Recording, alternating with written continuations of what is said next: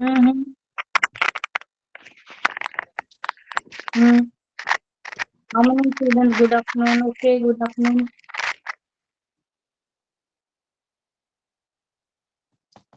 So today you watched this Rama's Lord Rama today, or no? Yes, ma'am. Yes, Did you ma'am. watch Lord Ram? So the Ram looked like an adult or a boy? Adult. Hmm? Ram? Adult. Yes, But that ma'am. is Ram Lalla, I believe. A boy. He looks like a Ma'am, boy boy. or or Yes. an adult. Yes, what? Yes, what? Boy, Adult ma'am. or what? Like a boy. Looks like a boy. Okay. Hmm.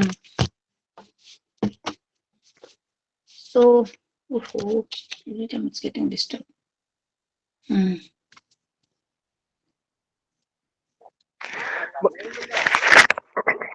Ma'am, Saturday or Sunday they had class?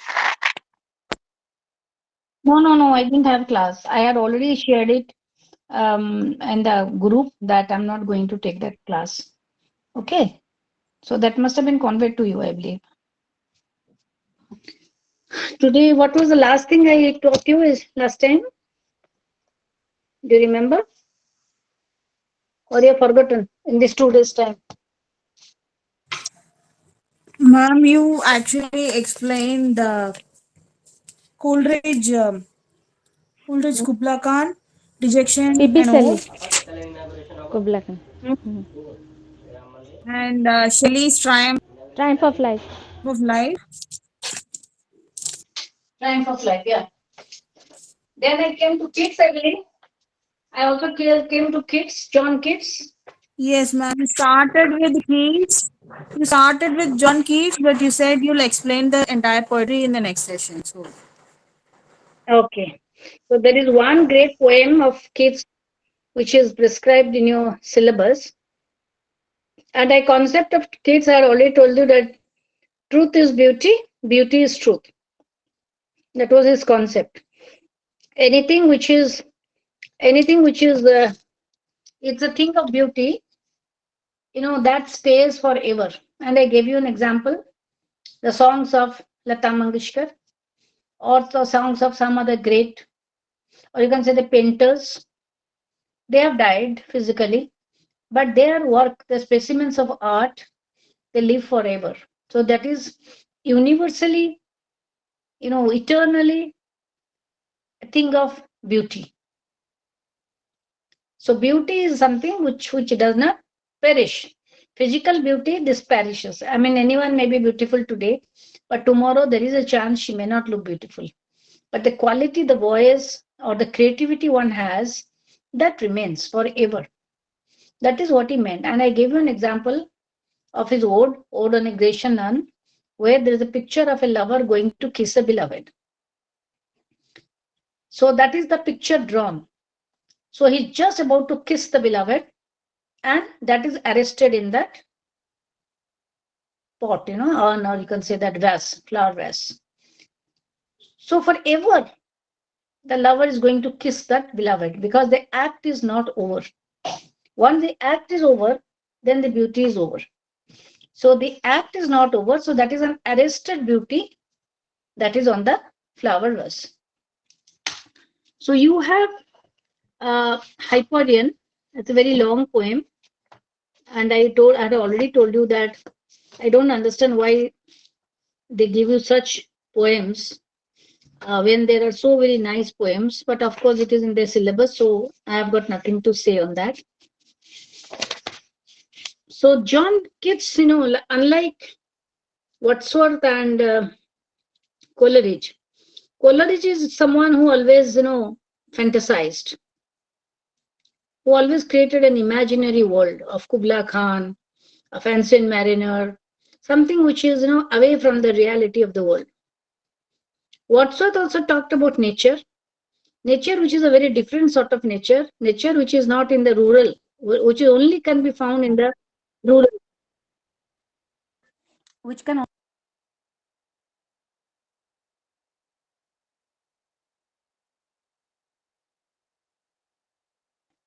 which is very beautiful. And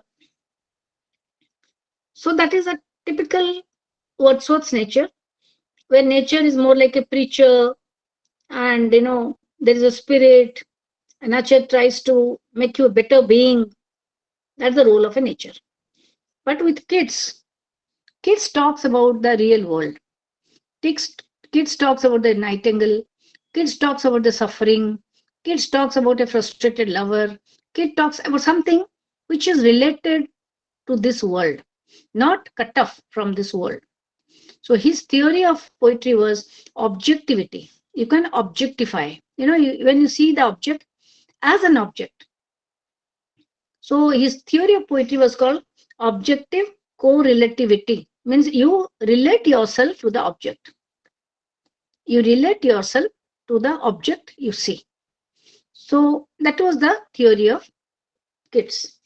So the poem you have in your syllabus, that also I can give you, I can share it with you later on. So it is one of the magnificent fragments. It is a fragment, and the story is, this simple story is taken from the mythology, classical mythology. Kids gives it the a touch of his masterly touch, and the poem deals with the story of, he refers to the Greek classics. He refers to the story of the dethronement. I mean, they were out of the throne, dethronement of the Titans by the Olympians. That these are two sect of, you can say, the gods, you can say. So dethronement of Titans by the Olympians. Kids wanted to write it in the manner of Milton's Paradise Lost. A very big, long poem he wanted to. But Milton was Milton. Milton was, his poems were, his poems were very, very rich. So that richness you'll not find, that grandeur of Milton you'll not find here. But the style, of course, the style is he has maintained. So in this poem, he talks about the philosophy of life.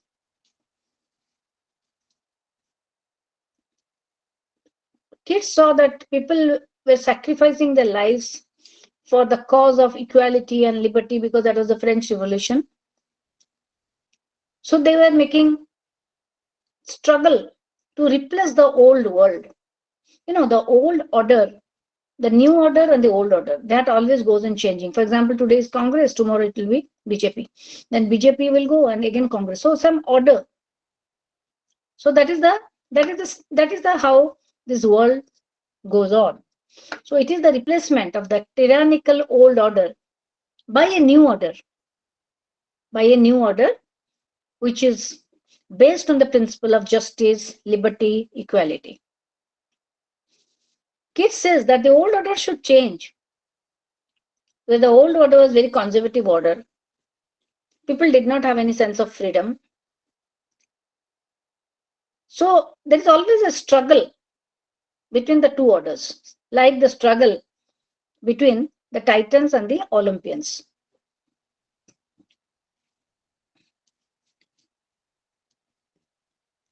So Kidd says that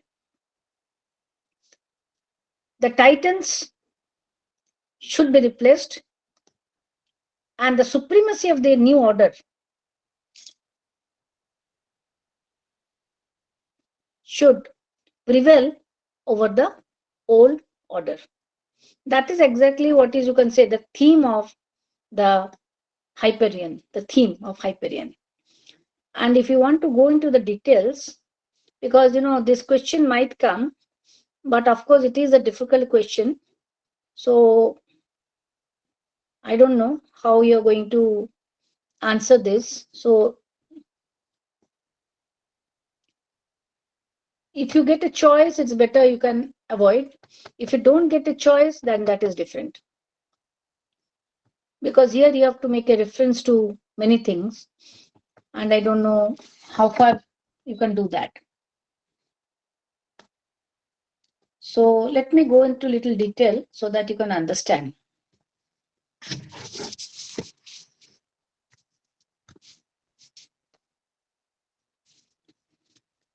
The other hallmark of Hyperion is the quality of Hyperion, or even the characteristics of Hyperion, is that kids here often repeats the theme of the beauty, that aspect of beauty. And in this case also, kids chooses Hyperion. Kids chooses Oceanus to be his spokesman. So Oceanus is the spokesman of, these are all mythological characters, I tell you, the Titans and the Olympians. Oceanus to be his spokesman. Oceanus explains to the fallen gods that their fall was inevitable because they had started lacking in the creative force of the universe. So if the order is not acceptable to people, then there is a change. And the successors were better than the predecessors. So Oceanus says that power is always associated also with beauty. And if there is a loss of beauty, loss of grandeur means the death of civilization. The death of civilization. So here also it in a way reflects Keats's personal life. Apollo is no other than Keats himself. Apollo. While describing Apollo's morning walk, Keats gives expression to his own favorite occupation of gazing, listening to nature, and doing things. Keats keeps Milton as his model to write this epic. He wants to make it look very grand. But here it is no war. It is not exactly a war that is being celebrated.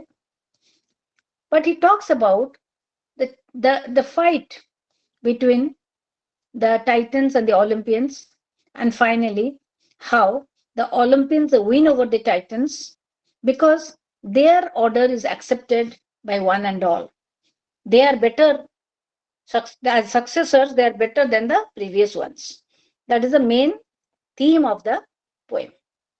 Okay, so next we can go. The only one poem is there is Keats's Hyperion. And with this, the romantic, there are further readings given in the book. You can also go through that. I don't have time to do all that. So there are so many further additional information that has been given in the book, which you can also read. Supplementary reading, which you say. So supplementary reading is also there. So many people have written, like Yeats has written, Eliot has written, all of them have written about this romantic world. So you can write on that. Next we can come, it's a very important, again, world, that is the Victorian age. The Victorian age. So after the Romantic age, we come to the Victorian age, which comes with the accession of Queen Victoria. Queen Victoria.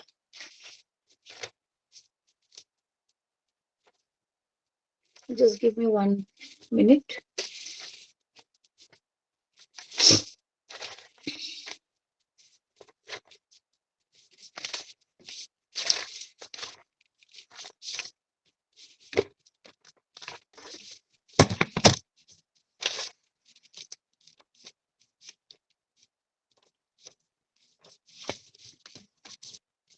Yeah.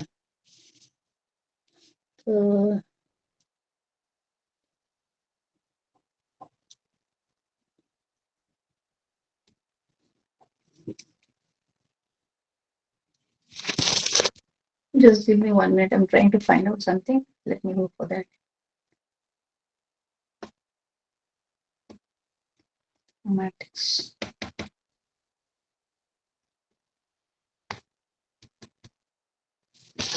Yeah, the Victorian literature, the Victorian age, you can say.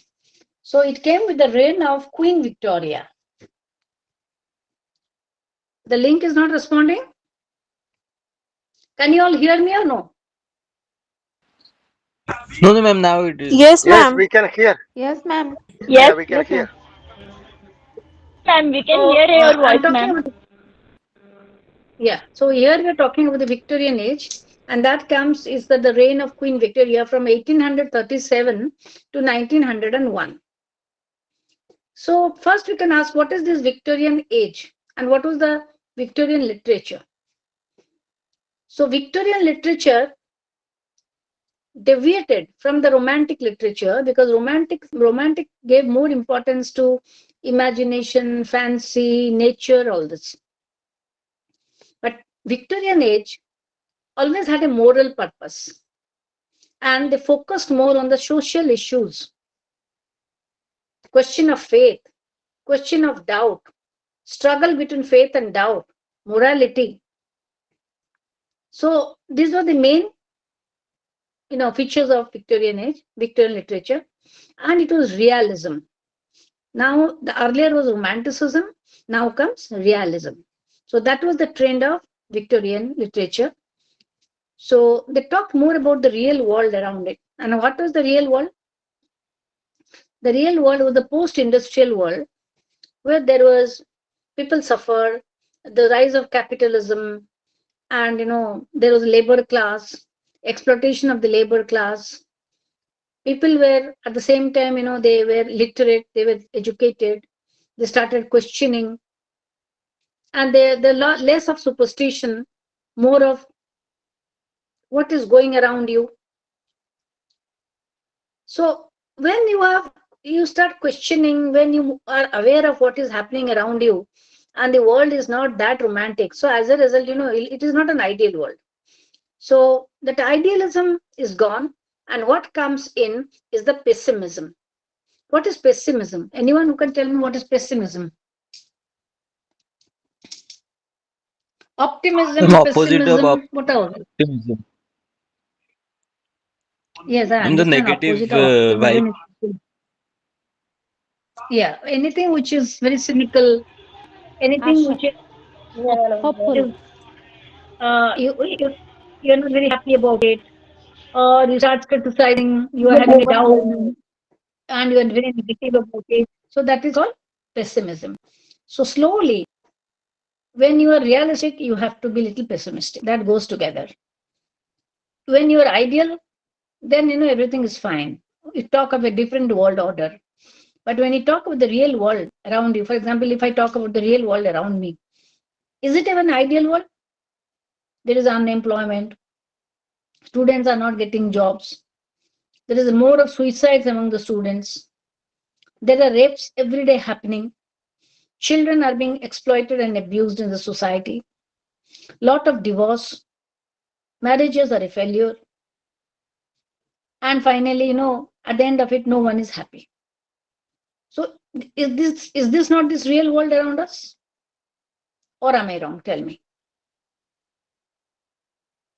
Are you all happy You're in this right, world? ma'am. No one is very happy because everyone has got enough of money, but that contentment, to remain contented, to be happy from within, that is not there. If you have more, then you aspire for little more, little more, little more. Even the Ambani must be thinking that I am the poorest man in this world because there are still richer men than Ambanis maybe in the world. So it is an unending, you can say, unending sort of like you get addicted to a drug, you need more and more and more and more, and finally you die with it. Similarly, this sort of aspiration or greed or to hankering, this is called hankering. Hankering more after the exterior things of life, which you can see, which you can feel. Maybe a car, maybe a bungalow, maybe a beautiful wife, maybe this, maybe that, which you can feel and touch. But the interior, exterior, the opposite is the interior. But the interior is, it is declining. It is slowly facing a death. Because you cannot have both. You cannot always, be happy with the exterior world and the interior world. Those who are happy, they are different people. They're very stoic and very saintly people because they are not attracted. Maybe they are happy having just little a roof above his head and a little food and a little clothes, whatever they have. They are happy with it. But if you go on craving, there's no end to that. There's no end to that.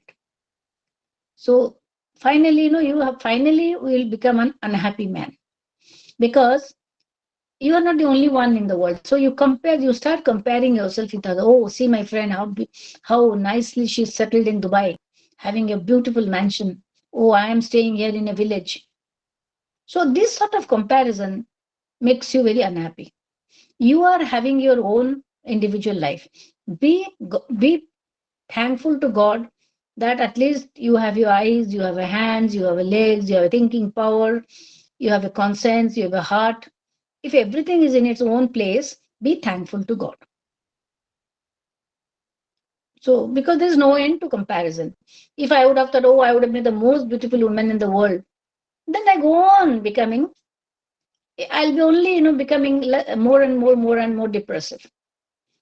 Be happy. Oh, whatever God has given, let me utilize that. Let them be rich, but I am happy whatever way I am. So that should be the attitude of life. But unfortunately, that doesn't happen. If that would have happened, people would not have committed suicide. People would not have, faced deaths. There would have been no depression. This world would have been a happy world like the God had created before Adam and Eve. Okay. So this is a very practical world, you can say, no, not less of idealism. And technological advances had already taken places, economic growth had already taken places, scientifically also things had developed a lot. So the literature of the Victorian age entered a new period, and it is called the pre-modern period. You can say there was a fusion of romanticism and also of realism. It was not totally realistic, but at times the traces of romanticism is still there. But it was more you can say, a thrust towards realism. And the Victorian age has number of poets, but the two great poets we have mentioned, you can say, they are Alfred Tennyson, Robert Browning, and also Matthew Arnold. These were the famous poets.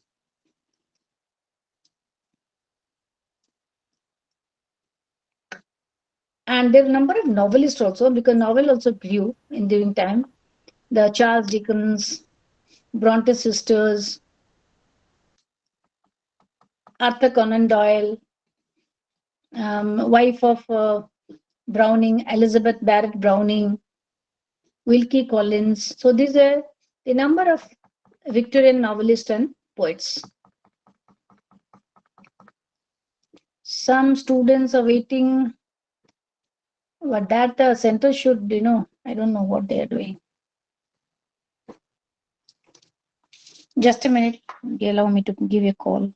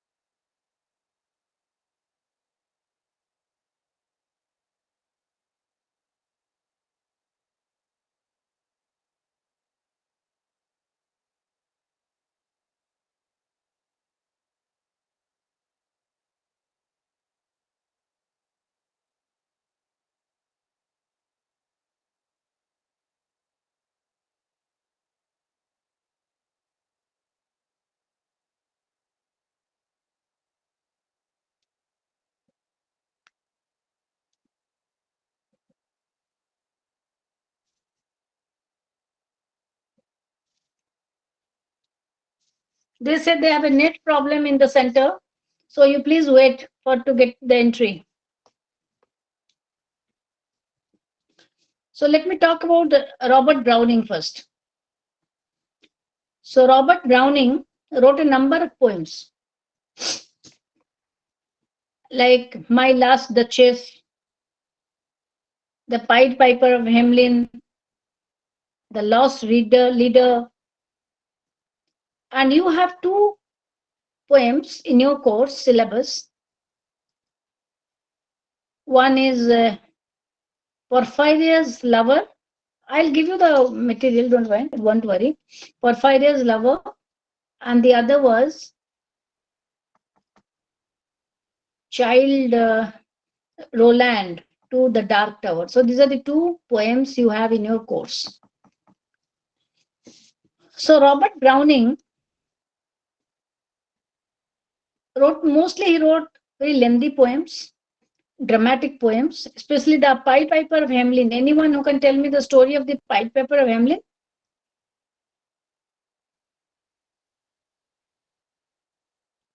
It is about London, where the plague, is like a disease, an epidemic. It is caused by rats. So rats were so many in number in London that people started dying of plague. So people were worried what they will do. Who will take out the rats from the London city? So in the meantime, yes, rat infested city, yes. So in the meantime, there was a Pied Piper. I mean, there's an instrument where you, like a pipe, where you can go on putting the music. So this man, that's the Pied Piper of Hamelin, that a place called Hamelin. So this man was brought and he started playing that instrument.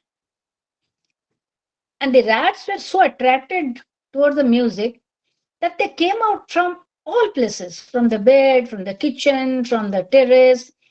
Everywhere you can find long line of rats, and the man in front of it playing that Pied Piper of Hamelin is playing the instrument, and lakhs of rats on the London street are following that man. So he goes and goes and goes and takes the rats to a different country altogether. So at times it is said that he took them to a lake and they all got drowned also. So that is the story of Pied Piper of Hamelin, which Robert Browning had written, the dramatic poem. So there is another poem he had written, which is in your course. Of course, it's a very boring poem. Sordello, Sordello, Sordello in Mantua. Sordello in Mantua, and it is one of the early poems, Sordello. And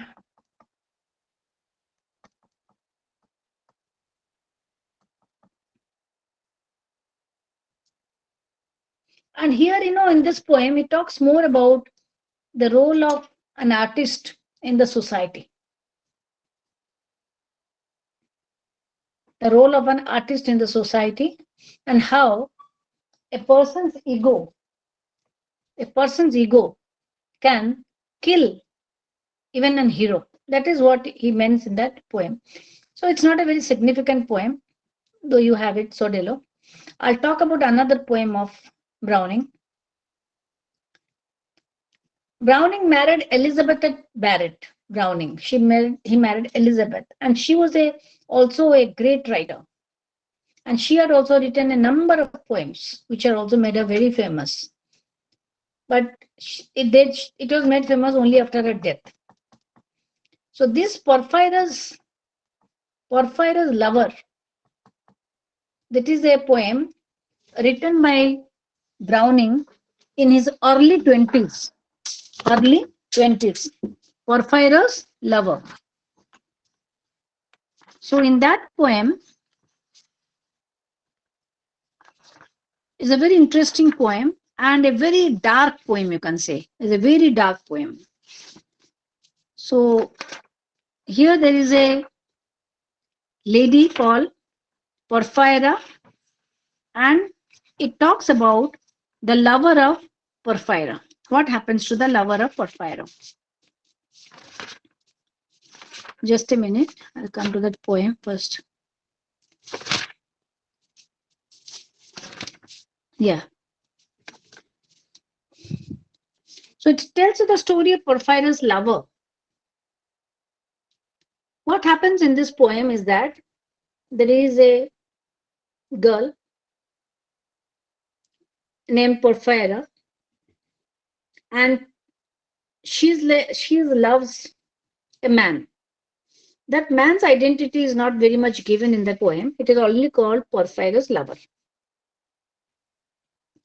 She is madly in love because she is a very passionate lover. And when she enters his room, she finds that he is very lifeless, not responding, has no interest. So this girl tries to, in a way, persuade this lover, tries to be very sexually provocating that man, but he does not respond. But that girl takes the lead.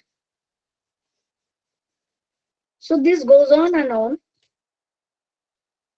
And just at the middle of the poem, we'll find there is a change of the entire movement. What happens is that till now, Porphyra, that girl, was warm and very passionate and very sexually provocative.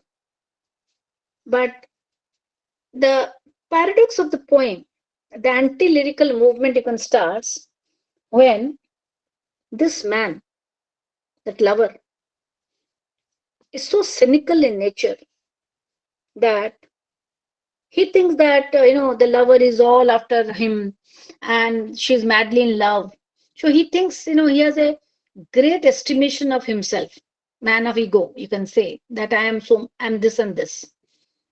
So what this man does, he takes out the string of hair from that girl, and with that golden string, he ties the golden string around the neck of the girl, and the girl dies. The girl dies. So it's a matter of pride for him that the girl is after him, and he feels happy and proud. It doesn't stop with that. Then after that, what he does, suddenly becomes very active. He starts opening the eyes of the girl who's already dead.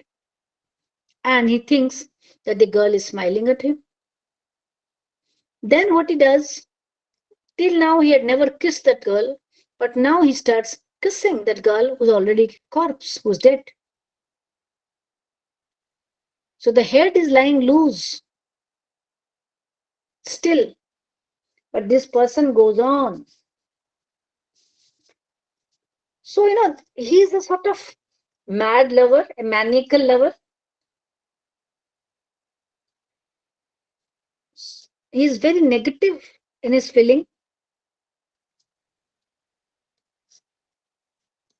So you find a totally different picture of the lover. You find the Porphyra on the one hand, she's so lively, she's so happy. But this man is so negative, so cynical. I don't know what happens that this man with a string of hair, she just pulls it and the girl dies.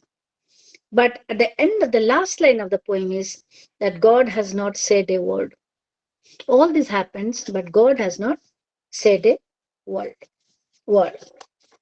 So this is the poem, which is called a very cynical, and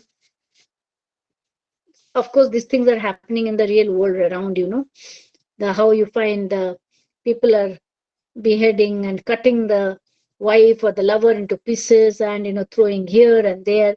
So perhaps what happened in the age of Victorian age, is you'll find a repetition of that is happening also in this world. So it is not something that only happened or something which was, not possible at all, you can say. This is also possible in our world, and it is happening around you also.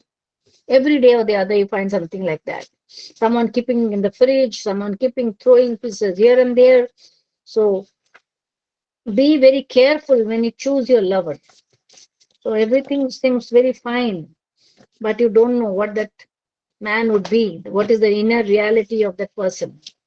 So one has to be very careful in life. That is the moral you get reading such poems. So did you appreciate this poem? How did you like this poem? Yes, ma'am. Yes, ma'am.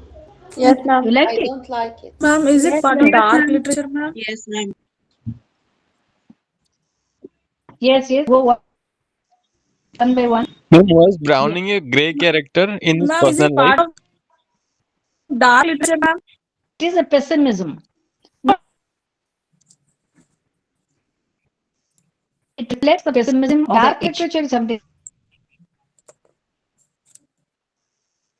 I told you that is a real world. And in a real world, doesn't it happen like this? I told you, doesn't suicide take place, doesn't divorce take place, doesn't murder takes place. Is this an ideal world of Ram? That nothing happened and everything is fine. Everything is in order. Is everything in Ma'am, order was now? Tell Browning a me. grey character in his real life? Who? Who? Browning? Browning? Yes, ma'am. No, he was a poet, not a great character. He was a great poet, but his wife was a better poetess than him. So at times, he suffered from a sense of inferiority complex, I believe, and that's the reason No, I ma'am, know but he a writes grey such character, grey character. gray character. No, you cannot say it's a gray Yes, ma'am. character. There's a different shades of writing. There are different shades of Okay, writing. ma'am. People Okay. attempt write like this. People attempt write romantics. People attempt. That doesn't mean that the person is bad. If there is a villain in the film, doesn't mean that is a real villain in Okay, the okay, real ma'am. life. Got it, ma'am. So it is like that. Yeah. So he is a Okay, ma'am. I portraying a got it. character. Yeah. So yeah, of course, it shows the inner, the reflection of the person also. You can say. So there was another poem that is a child Roland to the dark tower. Child Roland to the dark tower. And this is a collection of his poems from men and women. He had number of collections he had done, and all very long poems. So this poem is also there in the syllabus. And this poem was published in 1855 in this collection of men and women. And it is of all the Browning's best known work, you can say Child Roland is a very difficult poem. Though the poem is not difficult to read, but the meanings are, there are a number of interpretations of this poem. So in medieval terms, a child, the spelling of child is Childe, child. In medieval terms, a child means a man who is yet to earn his knighthood. That time a brave person was given a title of knight, Knight, knight. Like we have army, soldiers, like that. So he was given a title. So this child describes a man who is yet to earn his knighthood. So the one who gets, he wants to earn knighthood, naturally he has to be very adventurous. So Roland is on a quest. He searches. He searches for something. The whole poem is about that quest of Roland. But he goes on searching, but he's not very interested in the search, but he goes on searching. He reaches the tower. There is a tower. Tower means, like Qutub Minar, you can say like tower. That's called a tower. The tower promises nothing. It's not that if he reaches tower, he gets something. It is window. It doesn't have any window. It is closed. But Ronald stops there. He wants to go to the tower, and the dark tower. And what he sees is the ghostly figures of the knights, of all the warriors or the soldiers, you can say, who have died before him. And in the tower, he sees the knights who have died before him. So he comes to the tower and he blows a horn that he has reached the goal. But again, he's very depressed seeing these ghosts. Something very depressing about the idea that the goal which he has reached doesn't entertain him, doesn't enlighten him. That the quest is itself very terrible because he's meeting the dead persons and they're all knights, he's meeting them. So Ronald, after searching for, going for search for such a long time, actually doesn't achieve anything. And reaching the dark tower is merely a symbol that finally perhaps he has reached death. He has reached death. So instead of transcending, because there is already a band of knights, dead knights, so he also comes and joins them, as they have traveled through an empty life and have come reached death. Similarly, this person, child Roland, is no different. So he also makes this journey, comes to the tower, sees the dead knights, and perhaps he's also reached his destination, that is death.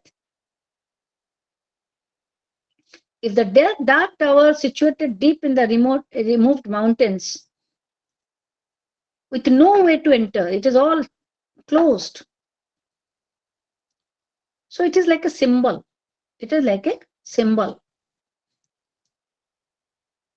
that it is very difficult to go there, and it is far from civilization. So this is the story of Ronald, child Ronald, who comes to the dark tower. It is like the search, it is like it symbolizes what? The futility of an individual. That you go on searching and searching and searching, reach a particular destination, but finally you really don't achieve anything.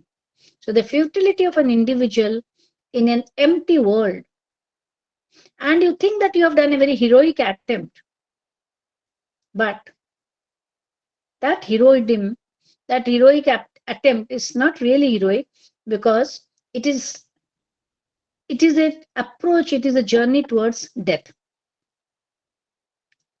It is a journey towards death. So this is the meaning of this, the story of the child Roland, who wants to go toward the tower. Finally goes to the tower and find the dead knights, and perhaps his journey is also like that. He will be going on journey, and finally he will be meeting death. So these are the two poems you have in your course from Men and Women. Next we come,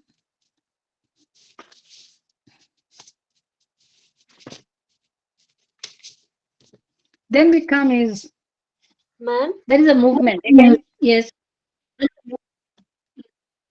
ma'am, you Tell told me. that futility of ma'am, you told that futility of individual. After that, something you told. I have not remembered what I've said,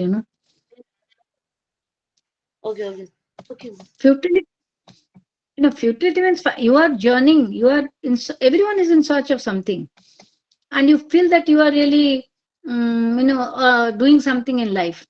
But finally it ends where? Finally it ends in death. That is what he wants to signify in this poem, where a heroic boy goes on, but finally, he meets only death in his life. So the next, there was a small movement in this Victorian age, and this was called the Pre-Raphaelite movement. Pre-Raphaelite movement. Pre-Raphaelite brotherhood, they say. Pre-Raphaelite.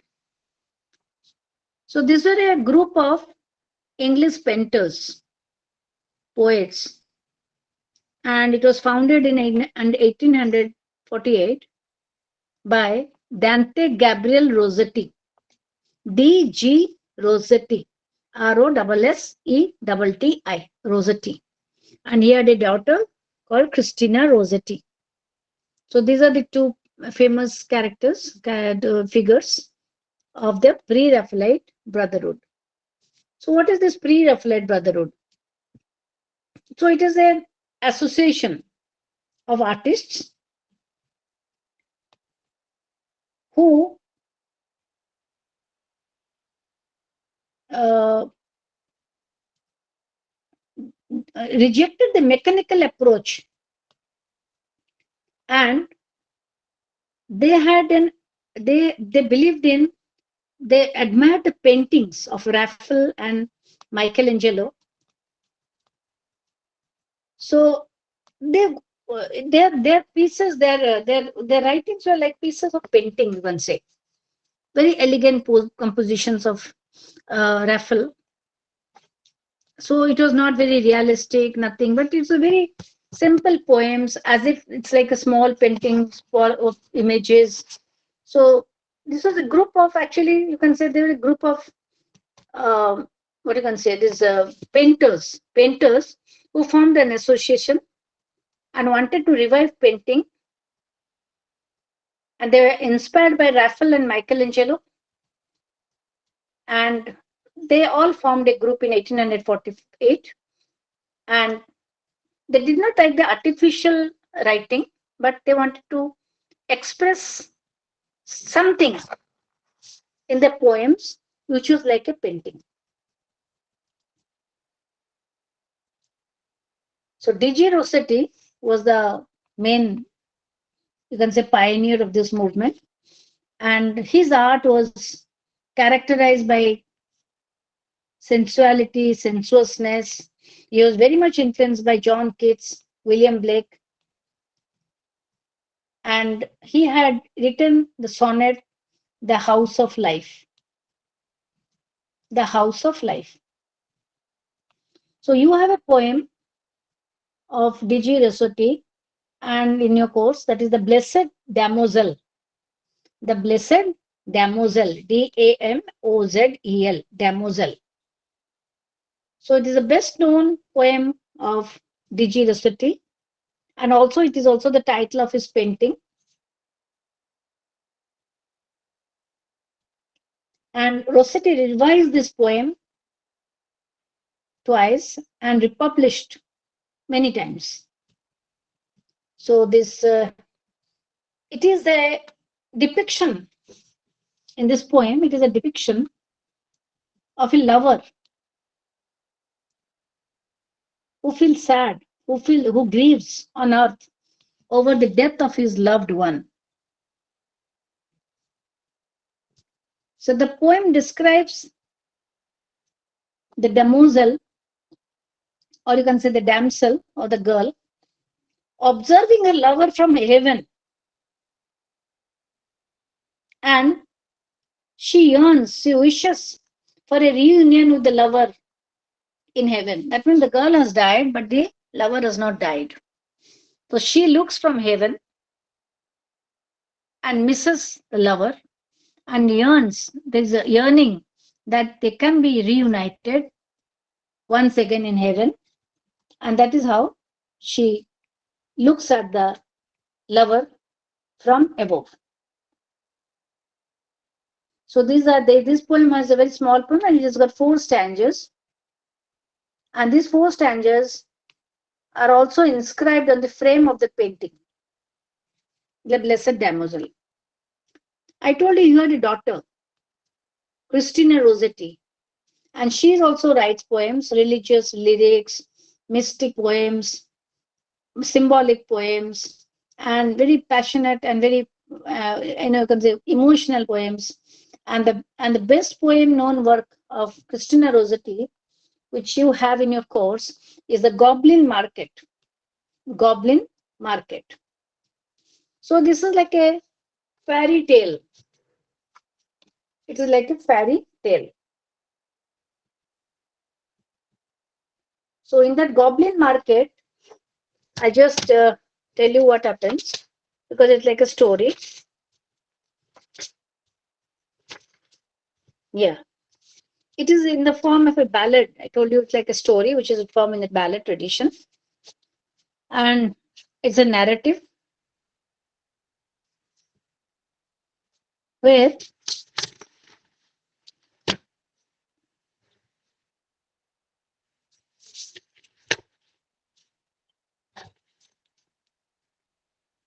it gives us a picture of a woman who is weak and vulnerable, Laura. And yet, being an intelligent woman,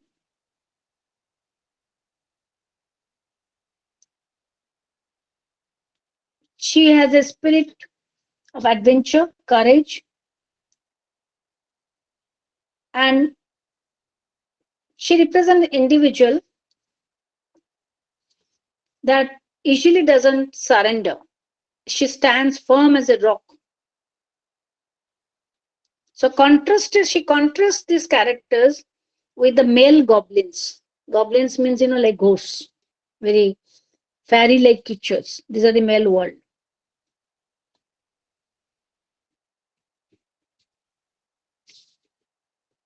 So these men try to seduce this girl because these goblins represent also the male people who rule the world, who is to rule the world during that times. So according to the Victorian ideology, women are attractive as long as they are virgins. But once they're fallen, they lose the charm. So it has got a very moral significance that the girls are compared like to a fruit. And once the fruit is consumed, that importance of the fruit is gone. Similarly, once the girl is violated by the male world, her chastity, her virginity, her individuality, her sexuality, everything, falls flat. So here in this poem, Christina Rossetti tackles a very bold theme, but does not openly say all this. But in the name of the goblin, she introduces this male world to us. The male world who are more interested to, way to enjoy, to consume, and they violate the chastity of a woman. So that is the goblin market. So this is the pre-Raphaelite movement you had. And then you have a number of poems, minor poets. Actually, Oscar Wilde is famous more as a writer, but I don't know why they have kept that Oscar Wilde, but it's a very minor poem, The Ballad of Reading Gaol. I think you can ignore that. It's not a very important poem. So with this, the Victorian age ends. And I told you about Robert Browning. I told you about the Pre-Raphaelite movement, Christina Rossetti and Gabriel Digi Rossetti. So these are the poets you have in this book, Victorian literature. Any questions you can ask me?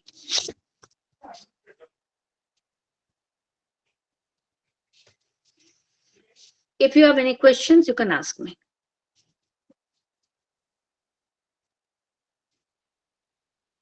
Any question you have? Or you don't have any question? Hello? Hello? Do you have any questions? Yes, ma'am. Yes, Yes, ma'am. ma'am. Yes, ma'am. I have one question. Ma'am, related to Robert Browning only, Yeah. when he was tackling up different poems, like he had written one was Porphyria's Lover, as well as he has something written like My Last Hmm. Duchess. So they were like similar topics. But when we see children roll into the dark Yeah, tower yeah. came, he had somewhere down the line he has changed the theme of the poem that he was writing. So even when we go down to the pre-Raphaelite movement, there is a change. So what led to him that he has changed through the different poems that he has written? I think so. There is one more poem that is Fra Lippo Lipi, something like that. So he has a change Policy. of themes in his That I have poem. not touched because not possible. No, he wrote because he wrote mostly dramatic poems. There is some sort of climax always in his poems. It's a narrative, but it is all dramatic poems. But in a way, it is a reflection of his life because in life he was also very frustrated because his poems uh, came into significance much later in his life. So, Child Laurent is one of his early poems, you can say, Child Roland, and every in all his poems you find there is a negativity. There is a negativity, like Last Duchess, similar theme, and this Perfidious lover, all on a sudden, tries to kill that girl. And Child Roland talks of knighthood, and the knight goes to the tower and finds that there is all ghosts of knights there. So, in a way, it deals with the world of decay, dealt of death, something which is very pessimistic, nothing very optimistic about Browning. If you compare Browning with Keats and other poems, how different his approach was. Perhaps it may be a reflection of the society, or maybe in his personal life, there are a lot of challenges for him, a lot of failures for him. So all these, in a way, it gets reflected in the works you write. It happens. It always happens like that. So whatever you go through, that is a reflection in his work also. So, and that was the temper of the age, because the age was such that it was an age of realism. And realism, I told you, it is a very, realism is not very sweet. Realism is something which is very, challenging, which is hard, and, very, very, what you can say, sort of attacking sort of thing. You have to live around with it. We live along with that. So that is the sense of realism you have, and that is beautifully reflected. Though a Rossetti movement and you can say pre-Raphaelite movement, they were inspired by the paintings, and that is how they thought that they can go into minor details. But again, you find in these poems also there is a reflection of the negativity, some negativity, because it's a question of a girl's chastity being violated by the goblin.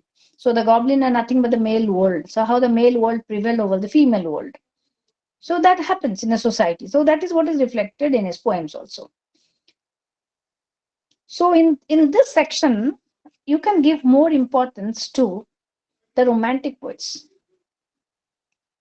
because of the two ages. If you're very confident with the early romantics, late romantics, and they're easy poems to understand also, and you can write because there are theories of poetry, because they have developed their own theories of poems, poetry.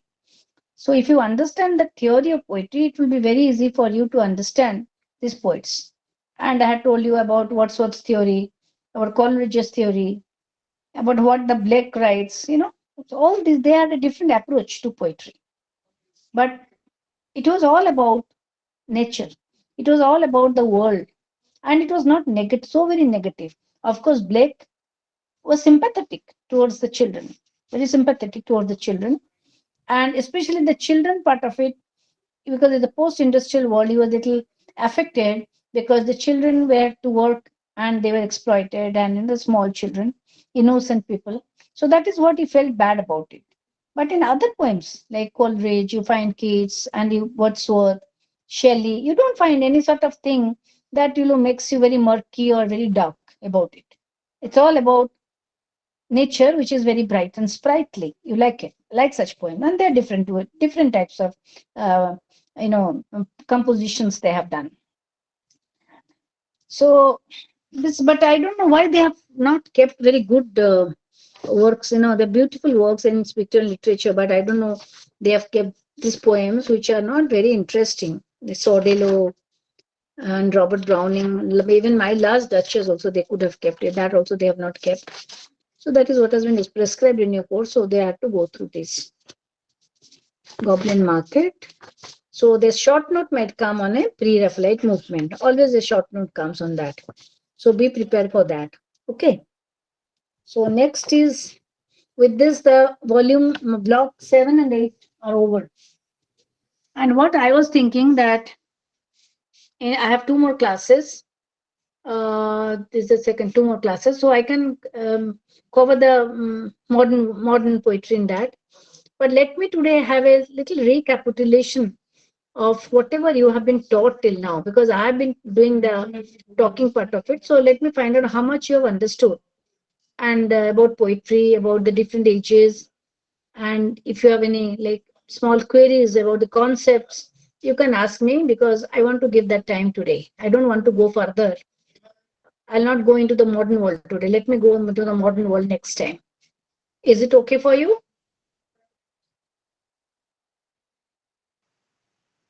Is it okay for you? Yes, ma'am. Yes, Yes, ma'am. ma'am. Yes, ma'am. Okay. Yes, Okay, Can I ma'am. ask one doubt? Yeah. Do Because do Yes, ma'am. during the exam time itself? just go one by one. Just go one by one. Okay, During the exam time, what happened during the exam time? ma'am. I am I am within. Yeah, in the exam time, we need to just narrate all the stories as you have just mentioned here, right? Hmm. Yes. No, while we are preparing for the exam, we need to just narrate all these stories, whatever you have just mentioned, No, right? no, no. What? No, no. That whatever is Or, prescribed in your or course, I have only touched. Though I have only okay, touched those uh, which has been prescribed in your course and which are relevant. Which are relevant where the questions okay, might come, because in many, if I touch all the points, okay, it's not possible, because this is a counseling class. It's not a classroom that I can go each and everything. It's not possible. So I have okay, touched only those which are prescribed in your course. So if the question comes, accordingly you have to write. You have to narrate what is there in the poem. okay, okay, okay. Thank you, ma'am. Any other question?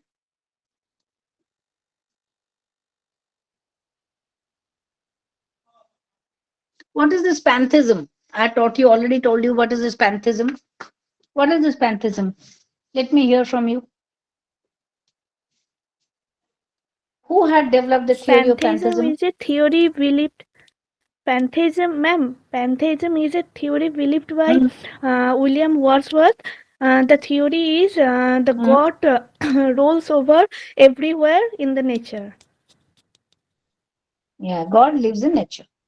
So that is the main theory. So once you know that God is there, so nature becomes moral, nature becomes spiritual, nature is your preacher, nature is your guide. So everything, whichever is good, you find in nature.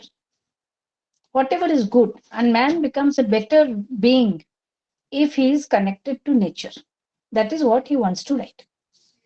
And all his poems are recollected in tranquility. So he does not see and write immediately, but he goes back, thinks, and then, when these powerful emotions come to him, he goes on composing the poems. Yeah, he believed that God is everywhere. God is omnipresent. Omni means everywhere, all around you. This God. God is not this Rama Lakshman. This meaning of God, you should not, you can say, misconstrue that this God means having a form like Hanuman or having a form like Shiva. No. God is what? What is the meaning of God? Tell me. Let me be clarified. What do you understand by God? What do you mean by God? Don't say it is madam the reverse of dog. Uh, Don't say that. You go raise The your hand and tell me ma'am, creator. one by one. the meaning of God, ma'am. Oh, does it differ from people to people, ma'am? Like the notion of God, Yeah, but tell me, what is God? What is God? according Who to is me, God? I Supernatural feel power. that I One by one, yeah, one by one. If some someone is talking, tell omnipresence me. beyond our. There is, I believe that there is some, power beyond my control. That some energy is there where I feel the presence, but I cannot say that only God reside in this particular name or in this particular form. I feel God. I feel that omnipresence. I believe in that. Okay. Any other answer of God? Yes, The ma'am. greatest entity presence everywhere. The What is the eternal power. entity? Ma'am. What do you mean by entity? The eternal Yes, Magda. truth. The eternal truth that existence. I think Switch off your audio. God is the creator. Only one switch off. That means God is an entity. Someone has switched off the audio. That is, please switch off the audio. Let only one person talk at one time. Then it will be audible to me, or else I'll not, hear you properly. So Can Mazda I would talk? raise your hand. Yeah, you can. Yeah, Mazda, you say now. Yes. I think God is the creator of the skies and the earth. He's the creator of everything around us. He is also the creator of all human beings, all the creatures that are on the earth and in the skies.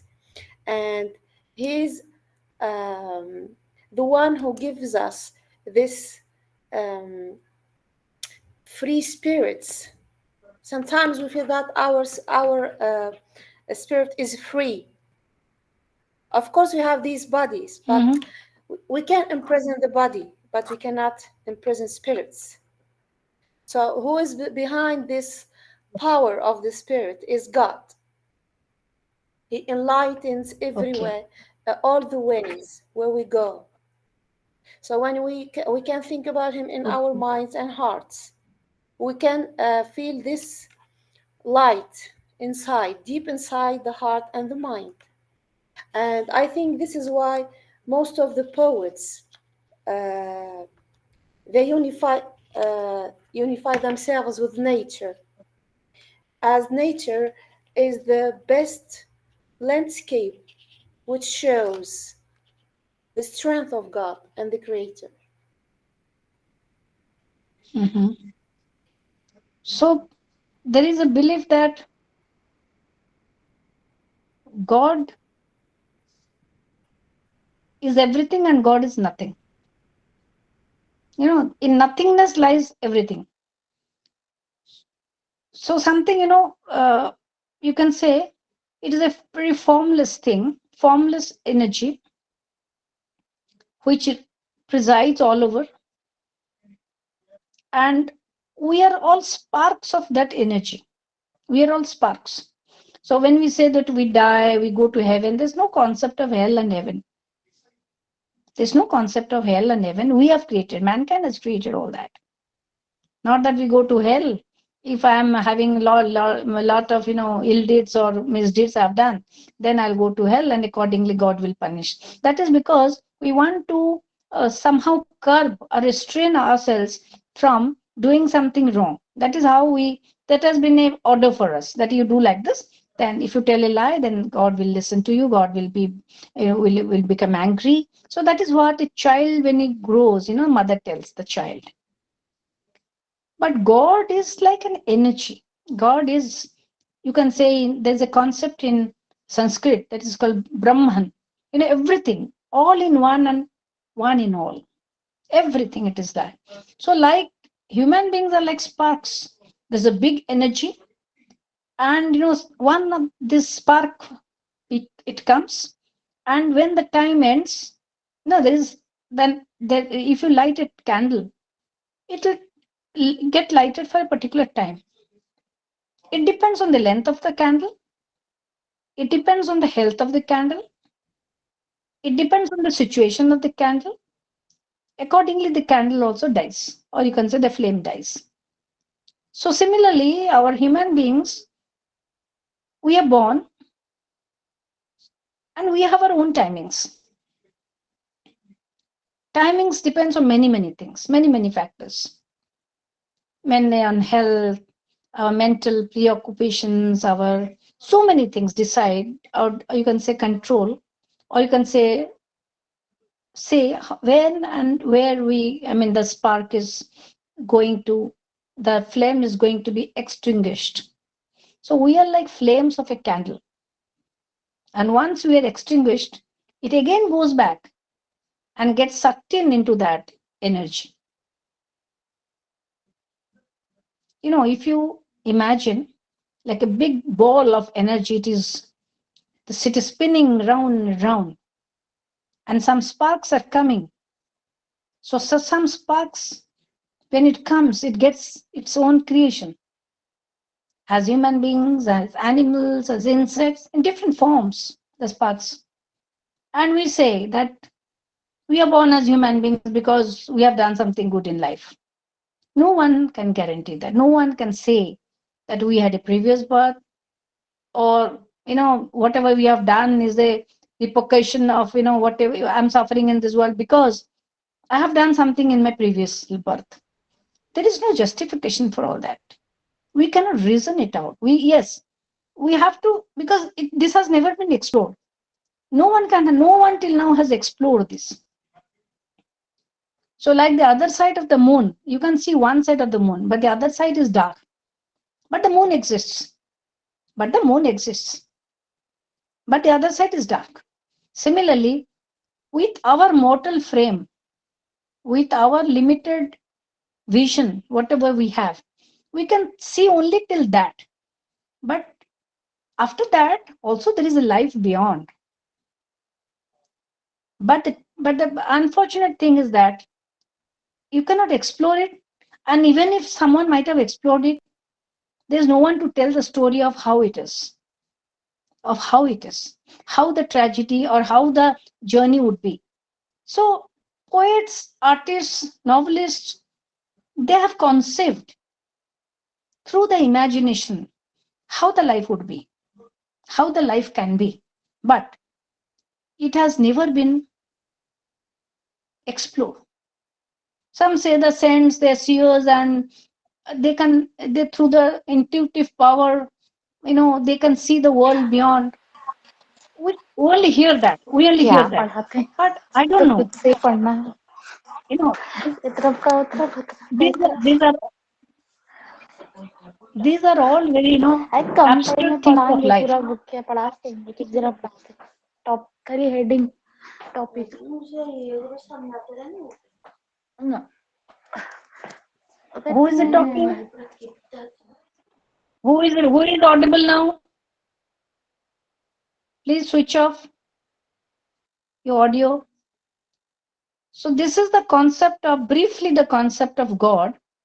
Because if you talk about all this, I think it is again an endless topic. You have your own viewpoint, I have my viewpoint, she has her viewpoint. So everyone has her viewpoint. And we cannot come to a conclusion because it is not conclusive. It has not been experimented, it has not been explored, it has not been found out. It has just to be believed. It is just to be believed. You have never seen your great great great great grandfather, but you know your great great great great grandfather existed. How he looked like, you don't know.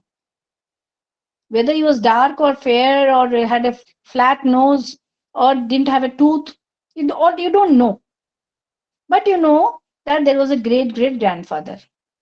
Similarly, this God is manifested in different forms.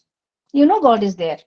But this is a very abstract thing. How, if I say you believe in God, you cannot, you cannot understand what I say.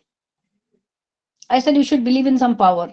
You cannot, it's because it's an abstract concept. So to make the people understand, because they are not literate people, general common people, to make them understand, they have made different manifestations of this God.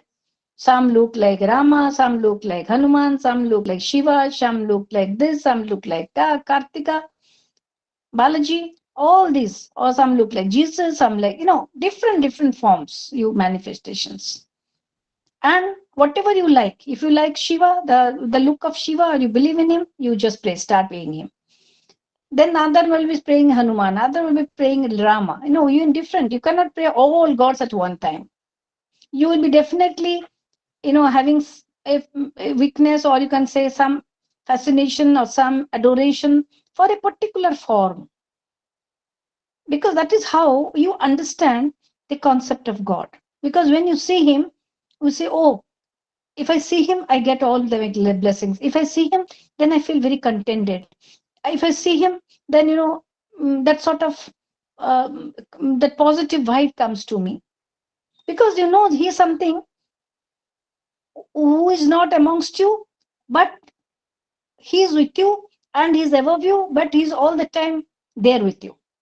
So that sort of guiding force, that is called, you can say in a way, God. I don't know how far I have explained, how far you have understood, because these are all very, very difficult, abstract topics.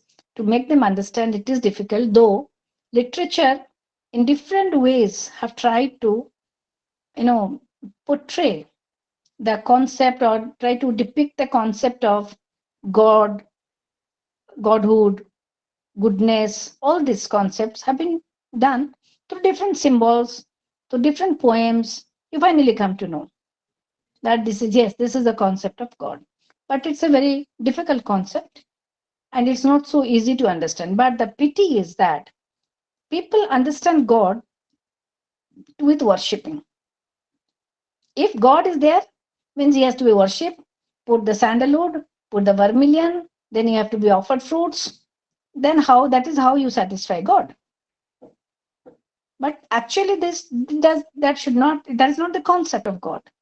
It is because we treat him as one of our respected family members, as a parent, as someone ever was. That is the reason we revere him, we respect, and we offer him and light a candle, light a matchstick, all this to, it's a regard for him or a respect for him.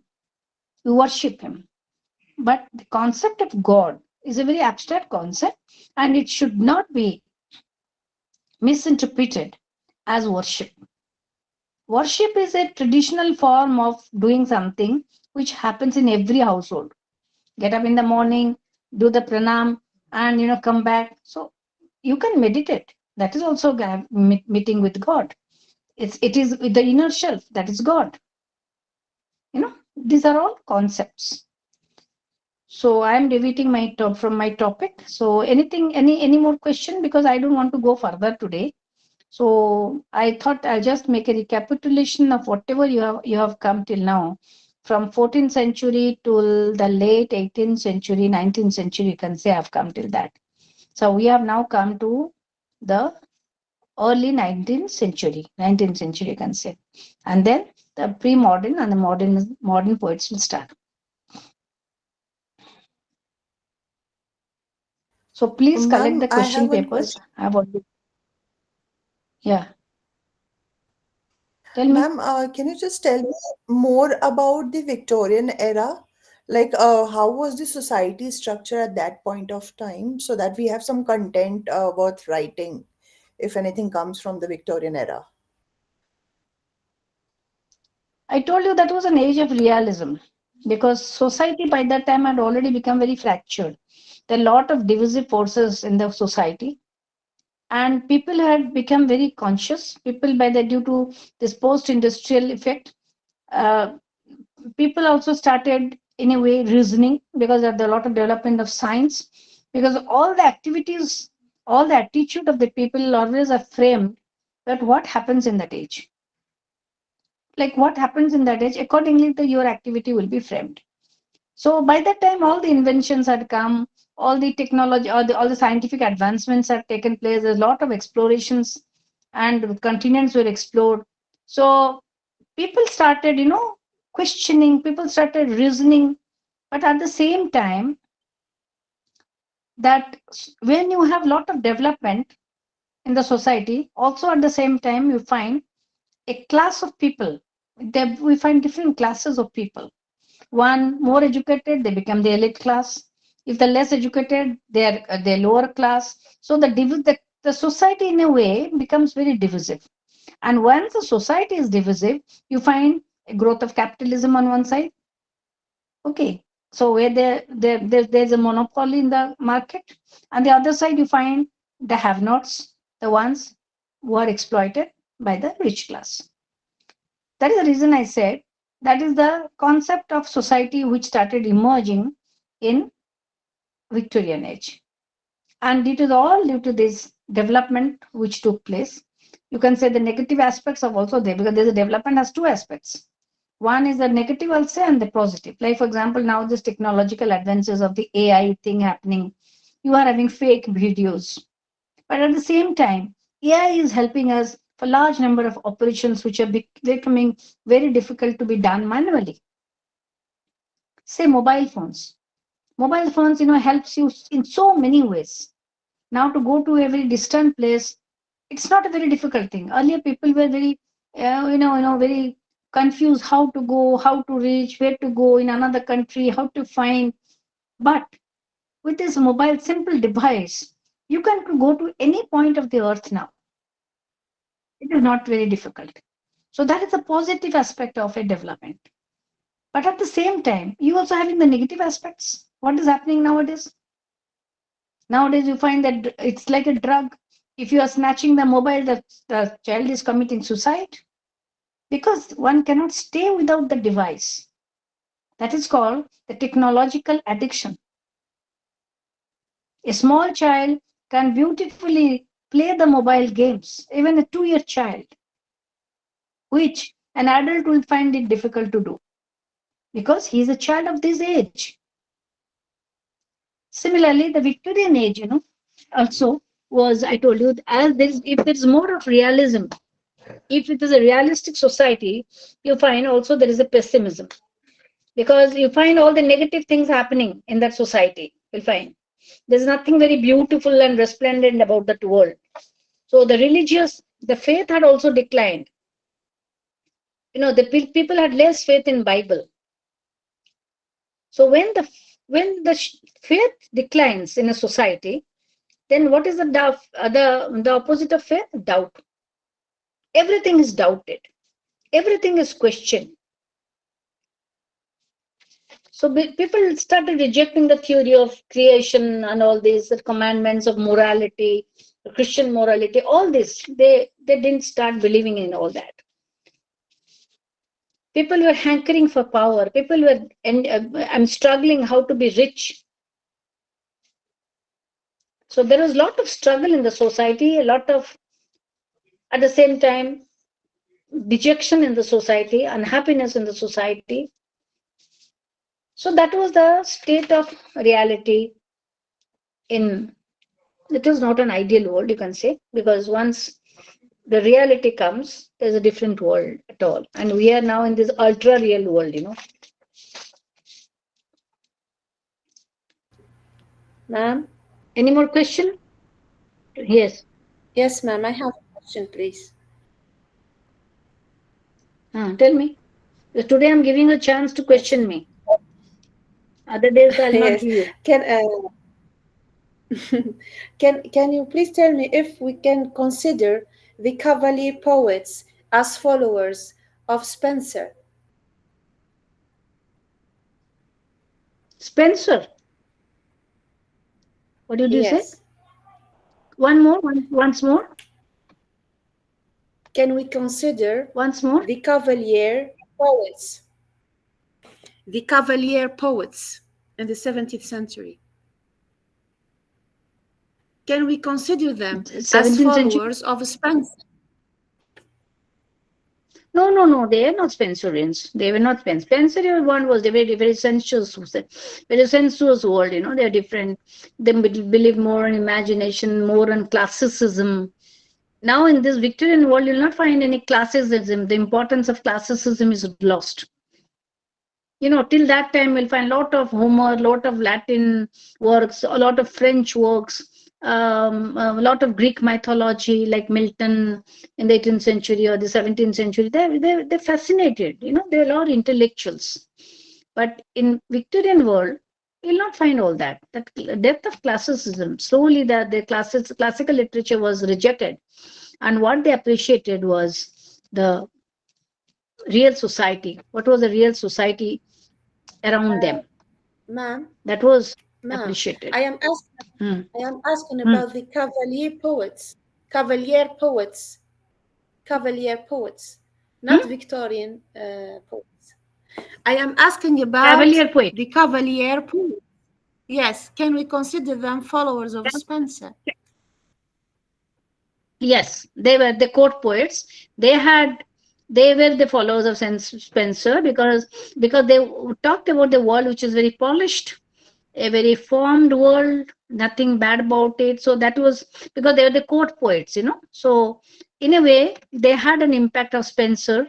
The Spencerian thing lingered in their cavalier poetry, you can say, and they talked of heroism, right? So the cavalier poetry, you can say, in a way, you can say they celebrated these love, beauty, nature, sensuality, drinking, fellowship. All these were appreciated in the cavalier poetry. So in a way, you can say uh, they were though they were royalist poets, but they had the impact of not only Spencerian, but also some sort of metaphysical impact also was them. But the Cavalier poets were not, you know, they always associated with the royal world. They are very aristocratic poets, and they were the followers of Charles the First. So, as they were the court poets, they had to be very, very formal when they wrote. So, they were very particular when they were writing anything. So, that was an appreciation of beauty. They were doing that. So, that which would please the royal world. So, if you say what is the difference between the cavalier poetry and metaphysical poetry, you can say, um, because cavalier poets, but metaphysical poets are mostly the middle class, you can say, and they're very fond of wit. And when the wit is there, the humor is there. At times, cynicism would be there. But cavalier poets were never cynics. They were more of appreciation, and something which should the kings would like to hear. You know, that is how they're very particular about it. Okay, so I think you have Thank you so much. 70%, 60% you have understood, or for 40% you have understood, because literature is like an ocean.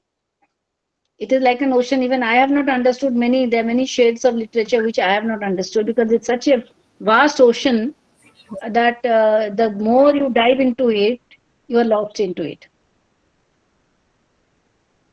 So for the About purpose of 20%. examination, you have to understand about 20% you have understood. Yeah, you have given a very frank answer that at least 20%. But if you read now, because the concepts, once you are familiar with the concepts, you know, that this is metaphysical poetry, this is cavalier poetry, even if you don't know, you can write something.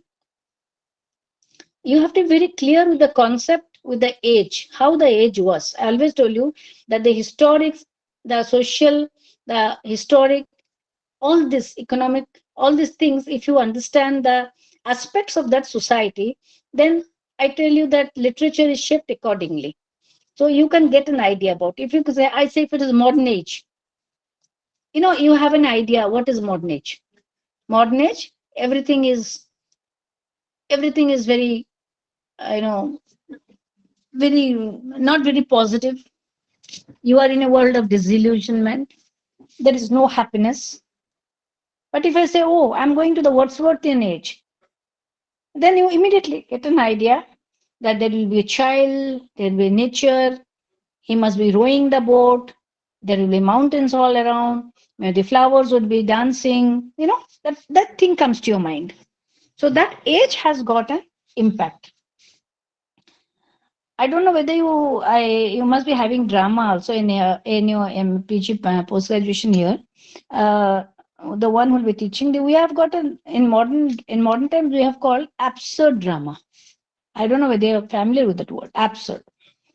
Absurd drama, Yes, ma'am. where Yes, ma'am, it's there, there. there is no Waiting for end. Godot. Waiting. Yeah, you In don't know which. B.Ed, Yeah, till yeah, B.Ed, you had it. Yeah, waiting for Godot. So Godot is something, you know, it is interpreted in many ways. Some say Godot is hope. Some say Godot is God. Some say Godot is future. Some say Godot is, you know, like a future thing happening, which will might happen, a future world, a vision. But finally, nothing happens. They are where they are. They are where they are. So wherever I am here today, tomorrow I'll be there again back to my place today. So nothing is moving forward. So that is the situation of the modern world, where nothing happens. Where nothing happens, but you go on hoping against hope that something will happen, something will happen. And that is how you go on waiting, waiting and waiting for the future to come. But whether the future would come, whether it would come or not come, that you are not sure. So you go on questioning, will he come? Oh, I think he'll come. Will he come? Yes, might come. This is the situation, in between situation, in between. So neither I'm very sure. No, earlier when the girls, to take a very small example, earlier when the girls were studying, they had no other hope.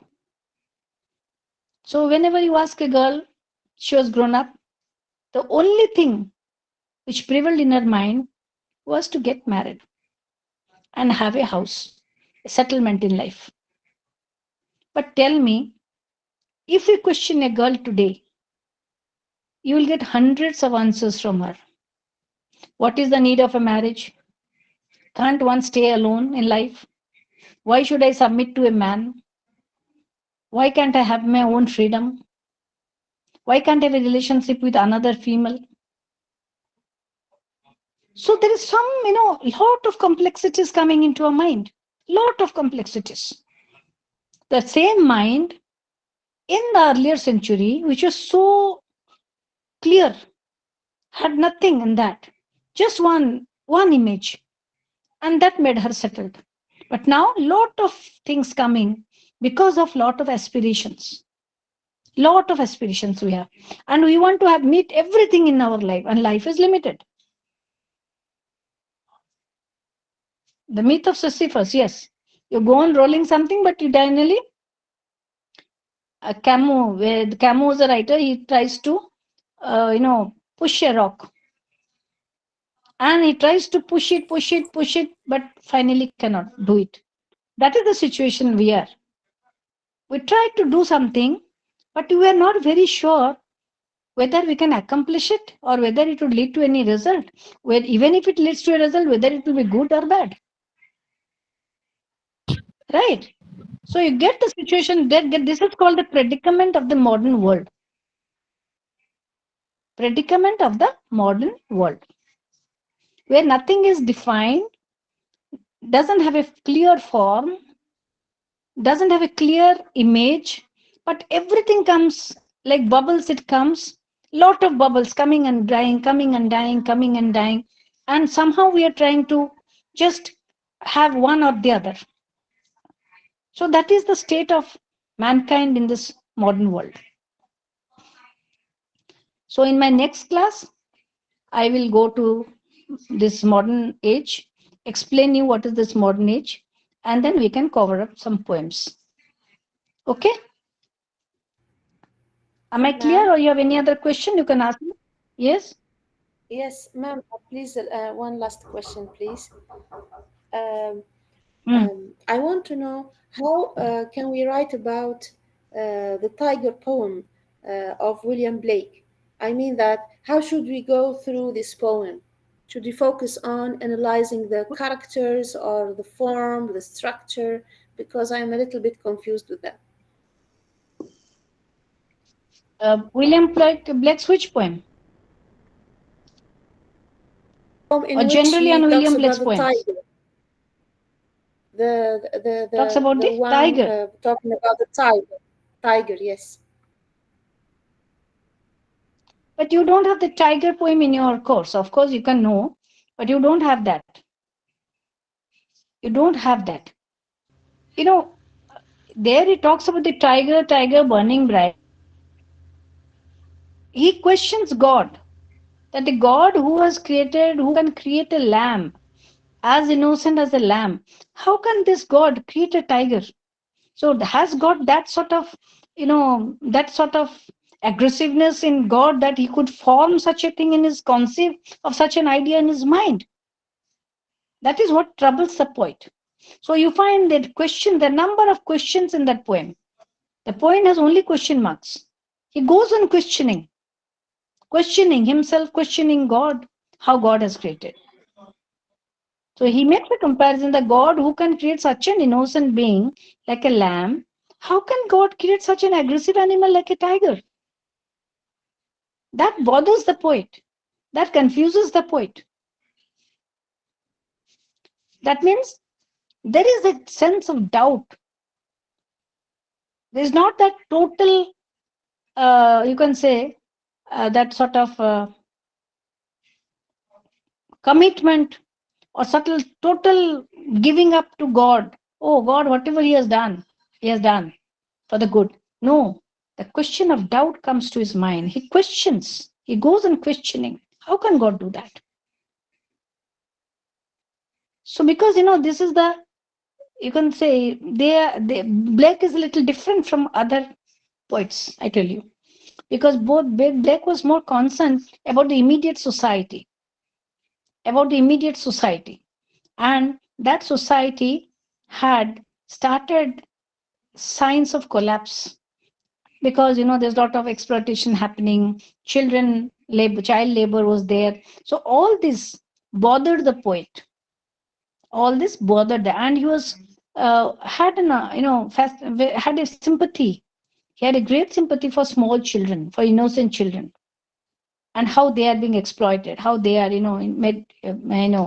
how they are troubled. So that is what bothers the poet. So this is the reason he asks, how can God create a tiger when he can at the same time create a lamb? That means has got that sort of aggressiveness to create. Because if only I have that impression, I can create. That means God has got that impression. That is the question he has in his mind. You got it? Yes? Yes, means that the Hello? tiger is like, yes, ma'am. I understood that the tiger represents the tyrants, and represents the poor and the children and everything. Am I right? Yeah, the innocence. The lamb represents the innocence. The lamb represents the innocence, Okay, whereas the thank you. tiger represents the tyranny. So these are two opposites God could create in this world. Okay? So now we can end this class, I Thank believe. you so much. And the next class we can Yes, go to thank the you so modern much. period. Okay? Thank you, ma'am. Okay. Then I can end the class. Thank you, ma'am. Thank you, Okay then. ma'am. Okay. I can share today, whatever I have done, I can share it with the Thank who you, is ma'am. writing to me. I don't remember name. Yeah, you can share it with your friends. Thank you, ma'am. Okay? Yeah. Okay. Thank you so much, ma'am. Ma'am, you will be taking class on the 24th, I'll be last teaching. class. I have two more classes. Then my thing Okay, ends okay, there. ma'am. Thank you so much, ma'am. Thank you for the wonderful class. Okay. Thank you. Thank you, ma'am. Okay. Thank you.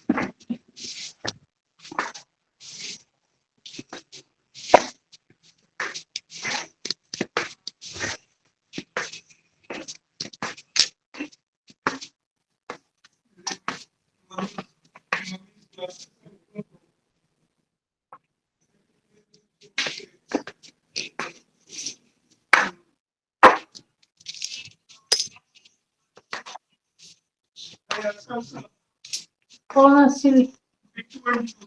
Online. June wants to attend your class tomorrow. Give her the link. She'll be happy with one Chinese student also. She's claiming, so you can now take whatever you wish to. ଓଫୋ Yeah. Video ଅଛି? Ne. ହଁ କହ। What happened? June?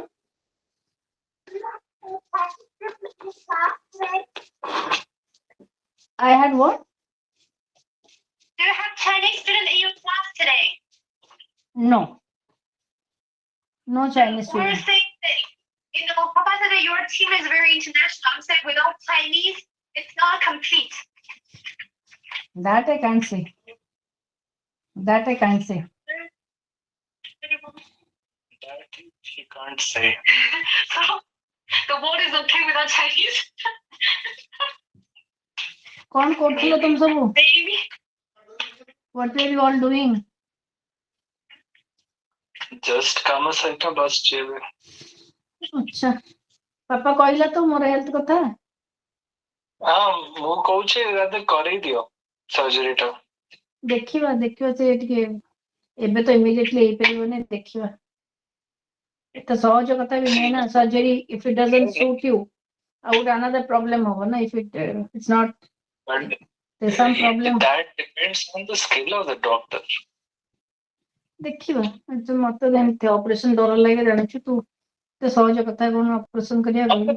Quality of life improvement କେତେ ହବ କହିଲ? You will be able to walk properly without any issue. That's such a big thing that you can. I completely agree with Subbu's observation. Plus, I feel like when you are still on the younger side, doing the surgery means you can improve much faster than let's say if you did it at 70. And second thing is, if you do it like within like April or May, then you have the whole summer to recover. Rather than doing in winter when mobility becomes less. In fact, summer winter अधिक है। अबे छुट्टी ये करले मु छुट्टी निकल से ऐसे then I will book the tickets। तू कहीं कैसे हो कहलो बजा थरे कहीं पैसे तो मैंने थिबो तो दिल्ली रे I will go see you and come back। at least 10 दिन रहना पड़े से रहिले गोटे लोक of course helps ना। मते जे नबो से जून रे पासपोर्ट रिन्यूअल अछि मार्च अप्रैल रे but I will come। ମୋ ହିସାବରେ ମେ ଆଗରୁ କରେଇ ଦିଅ ଏଟା। ମୁଁ ତ ସେଇଠି ମ୍ୟାକ୍ସିମମ୍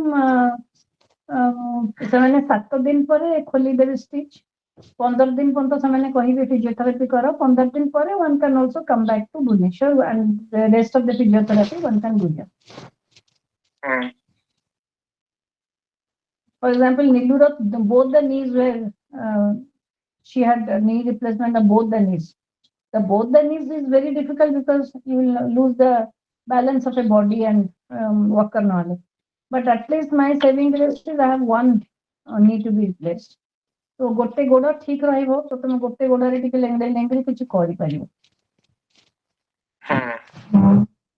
ताको मो पचारतली मो से मु तो देखा जाइती सतरा ताको तार दीटा पर तार तो 3 दिन रे समेने से जो मुल्लाजी खोली देइथला ता स्टिच 7 दिन रे खोलिला 3 दिन थर्ड दिन डिस्चार्ज करदेला 7 दिन रे स्टिच खोलिला ଆଉ ତାକୁ ପୁରା ରିକଭର କରିବାକୁ ମାସେ ଲାଗିଲା ପୁରା ଦିଟା ଗୋଡରେ ଚାଲେ କାରଣ ଦିଟା ଥିଲା କିନ୍ତୁ ତମେ ଯଦି ସମର ରେ କରିଦବ ତମ recovery will be faster। but late winter summer ରେ କରିଦେଲେ you will have the whole summer to exercise walk around get normal। summer ରେ କରିଲେ winter ରେ the recovery ରହିବ then of course your mobility will be less and then there will be lingering issue। so ମୋ ହିସାବରେ April May ରେ ତା କରେଇଦିଅ। don't delay more than that। this is something I suggested before also but that was a non-medical advice। but now that Subbu has also said if the doctor agrees you should get it done। तो doctor को देखिए consultation doctor करिया लोक से कहिए ना कोन केन Advanced age ଲୋକମାନେ ଯୋଉମାନେ knee replacement କରନ୍ତି ତାଙ୍କ ବେଶୀ ଅଧିକା ଅସୁବିଧା ହୁଏ। ତ ନି ବଙ୍କା Because ହେଇଯାଏ। of knee ବଙ୍କା ହୁଏନି, main କଥା ହେଲା କି as you grow older like more than 70 or 75 and you do a bone replacement somewhere, you don't your recovery is very slow. And you So when you are still on the younger side, do it. No? Then at least you can recover and quality of life you will be enjoyed for a longer period of time. Last for the career कौन अच्छी मतलब? अरे operation तो मोर औकार तो होने ବିଲେଇ ବାହାରୁ ଅଛି ତ ସେ ଦ୍ୱାର ଧଡ ଡର ଲାଗୁଛି ମତେ ସେଇଟା। ମୁଁ ତ କହିଲି ତୁ ବୁଲାରେ ମୁଁ ଜେନେରାଲ ଆନେସ୍ଥେସିଆରେ କରିବି ସେ ଯୋଉ କଣ ଦଉଛନ୍ତି ଅଣ୍ଟାରେ ଦେଇକି କରିବାଟା ମତେ ଟଙ୍ଗ ଟାଙ୍ଗ ଶୁଭିବ ଏପିଡ୍ୟୁରାଲ ସହିତ ଶୁଭିବ ସବୁ ଆୱାଜ ଫାୱାଜ ମତେ ବହୁତ ଡର ଲାଗେ। ମୁଁ ସେଇଟା ସେ କହିଲା ସେଇଟା ହଁ ଡିପେଣ୍ଡ କରେ ଡକ୍ଟର ଯଦି ସଜେଷ୍ଟ କଲା କିଛି ଅସୁବିଧା ନାହିଁ ବୋଲି ଜେନେରାଲ ତମ ଗାର୍ଡ କିନ୍ତୁ ଛାତ ଉପରେ ପଡିଥିଲା। ମୋର କାର୍ଡ ଛାତ ଉପରେ ଏଇ ଛାତ ଉପରେ ହଁ ଛୋଟ ଛାତ କାର୍ଡ ଛାତ ଇଏ ଛାତ ଉପରେ କେମିତି ପଡିଲା କି? ହଁ ଛାତ ଉପରେ ମୁଁ ଦେଖିନି ତାଙ୍କର ନା ଦେଖିକି ନା ଦେଖିକି ଆପଣ God knows why. ମୋ କାର୍ଡ ଛାତ ଉପରେ କୋଉ card? ମୋର ଇଏ କାର୍ଡ ମାନେ ଭିଜା କାର୍ଡ ଇଏ କଣ ଇଏ କାର୍ଡ IDBI ର କାର୍ଡ। କଣ କରୁଛି ଜୁନ୍ କୁ କହିଲୁ ସେ ଜୁନ୍ କଣ କରୁଛି ସେ ଟିକେ କାଇଁ ପଚାରୁନି ତ ମତେ ଆଜିକାଲି ଭଲ ମନ୍ଦ ପଚାରିଥାଉ ତ ଏଇଠି ଅଛି। ଏଇଠି ଅଛି ଏଇଟା କହିଲେ କଣ ହଉଛି ତ କେବେ ଭଲ ମନ୍ଦ ପଚାରୁନି ତ ସେ କଣ କି ବୋଉ ନାଁ କୁ ବୋଉଛି ଏଇଠି ଅଛି କହିବ କହ ତ ଟିକେ କଡାକିରି କହ ଦଉ ମୋ ତରଫ। I've been here listening, but I didn't understand. But I've been listening here. Now he will make you understand. Saurav will make you understand. Saurav कह। What will I make her understand? ମୁଁ ଯାହା କହିଲି ତ କହ। ଡରିଲୁ ମୁଁ ତାକୁ କଣ କହିଲି ମୁଁ କହିଲି ସିଏ ବୋହୁଟେ କାହିଁ ପଚାରୁନି ଭଲ ମନ୍ଦ ସାଟର୍ଡେ ସଣ୍ଡେ ନିଜ ଆଡେ ପଚାରିବା କଥା ପୁଅ ଫୋନ କଲେ ସେ କାହିଁ ପଚାରିବ ସେ କଣ ଏକଲା ଫୋନ କରିପାରୁନି ତା କହ ସେ କଥା ବୁଝା ଦଉ କାହିଁକି ତୁ ଡରୁଛୁ କଣ ପାଇଁ ଡରିବାର କଣ ଅଛି ଏଥିରେ? ଆଉ କହ ମୁଁ କଣ କହୁଛି ମୁଁ କଣ ତ ରାଗିକି କହୁଛି କହ I said June. I said June. When only Saurav is ringing up, you are beside him. Why don't you ring up and talk to me? But because whenever someone rings, I can also talk, no? No. You should talk to me independently without Saurav. But I just thought it's the same thing. Like if I'm talking to you, that's why. No, not the same thing. Gender is different. How can it be the same thing? Oh, well, we're a couple. We're husband and wife. Because whenever, sometimes I want to call, Saurav also call. Right? We just say calling together. No, at times I feel like talking to you alone, not Saurav. Anything you want to talk behind Saurav. It has got nothing to do with Saurav. It is only between you and me. Wow, that must be very serious. Personal problems. ଆଜି କଣ veggie ବନଉଛି ଦିଟା ଭାତ ଦିଟା vegetable କଣ ବନଉଛି What are you preparing today?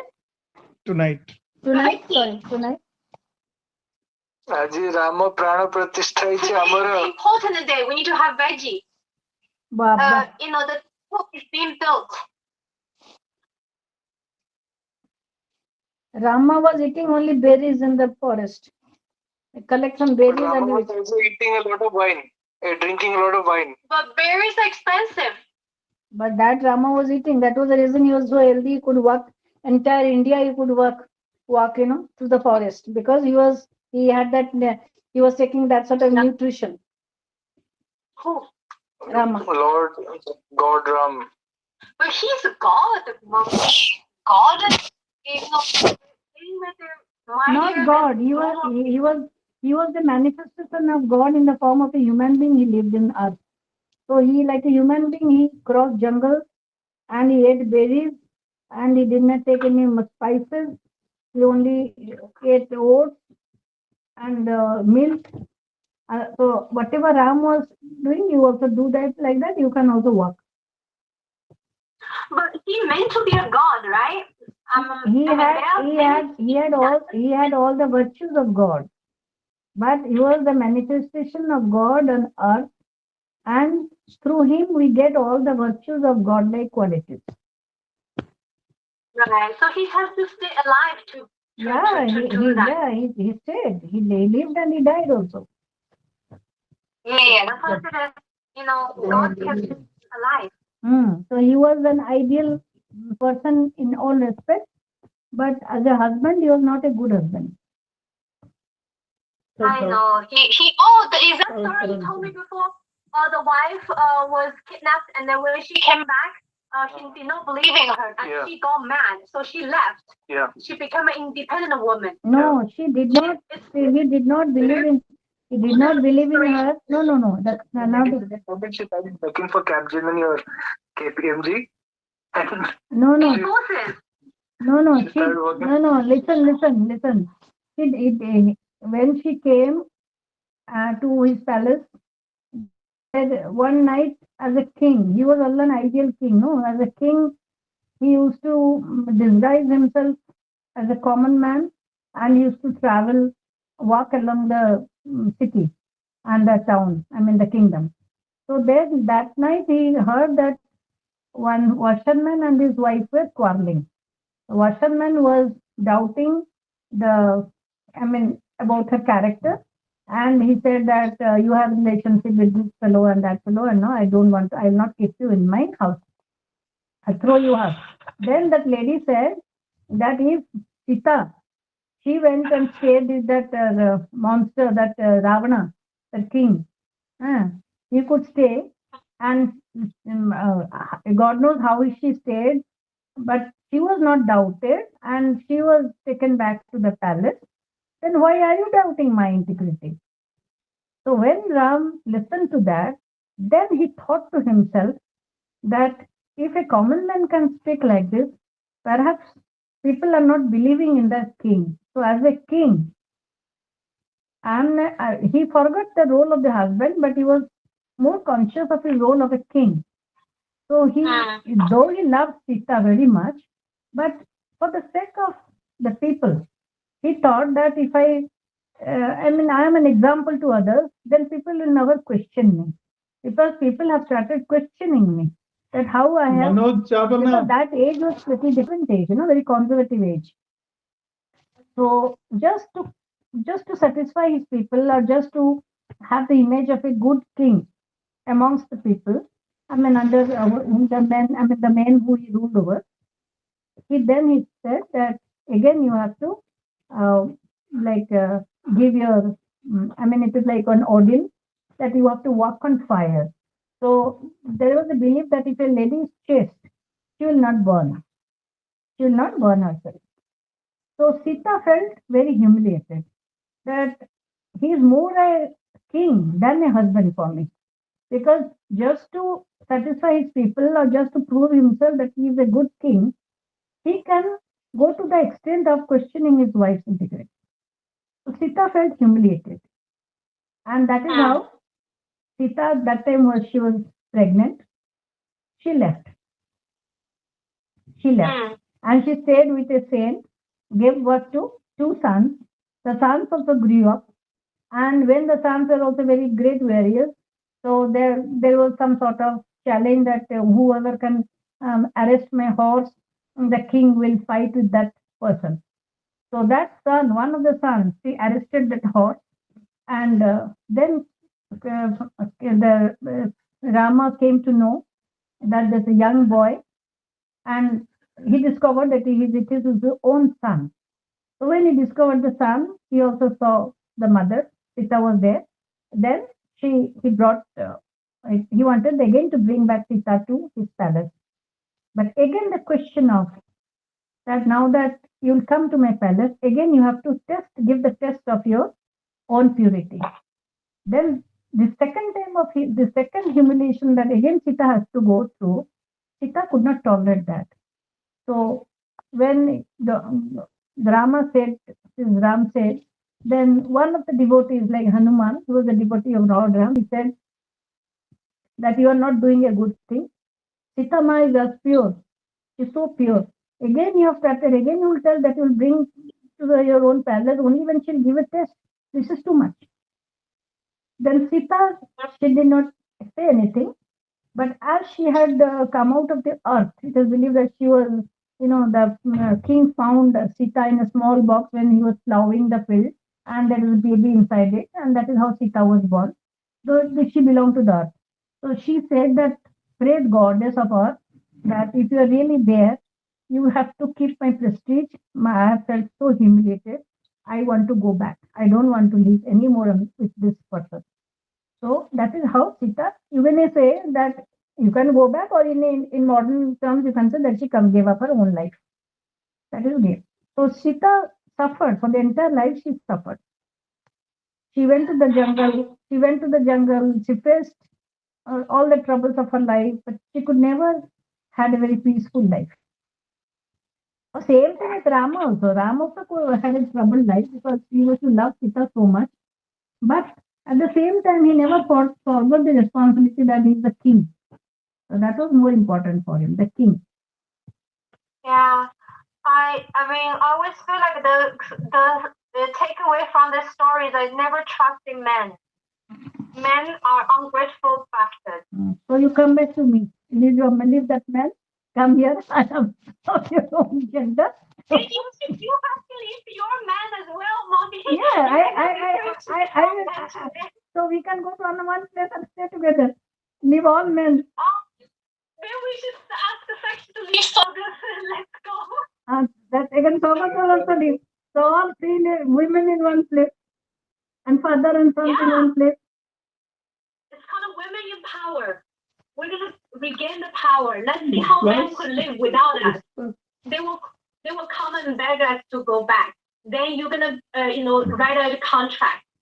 Ask them to give all their money to you. Then we'll go back. Money. Money. That's a much very realistic thing, mommy. With money, you can go traveling. But only if you have got a good health, then you can travel. If you're physically fit, you can travel. Yeah, May won't give you good health. May only drives you crazy. I have become fat. The form has become bad because I've given birth to children, and I have become fat. All these things doesn't happen to men, only to women. Yeah. So if you had given birth to two girls, you would not have been fat. No, Just asking your own logic. No, mommy say that the giving birth is always assigned to the woman, not the man. Yeah. That's why they don't go through this. Only women go through this. You have a uterus problem, you have this problem, uterus operation. Men don't face all that. They don't have any uterus. They don't have this, that. So all these problems start with the childbirth. I know. If I only have a chance to push them back, but I don't think they're too big. But mom, you push them back to the earth. Honey, do you want to go back to earth? No. Yeah, I am happy that I am the symbol of creation. I have created. Wow. And I'm just asking in case they want to go back to earth. সেটা সেটাই তো right. Chalo. Okay, you have a whole good meal today. Supper. Supper. We're gonna celebrate the victory of Hinduism. We're gonna eat veggie today. ठीक है. What veggie? कौन?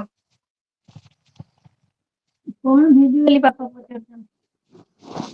What vegetable Papa is asking? Veggie.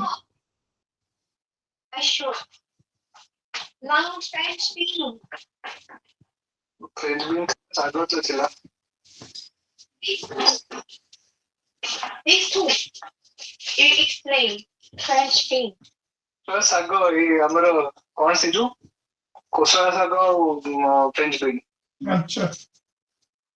We're gonna cook this with little chili as well as the sour pickled veggie, so it makes it a little sour, salty and spicy.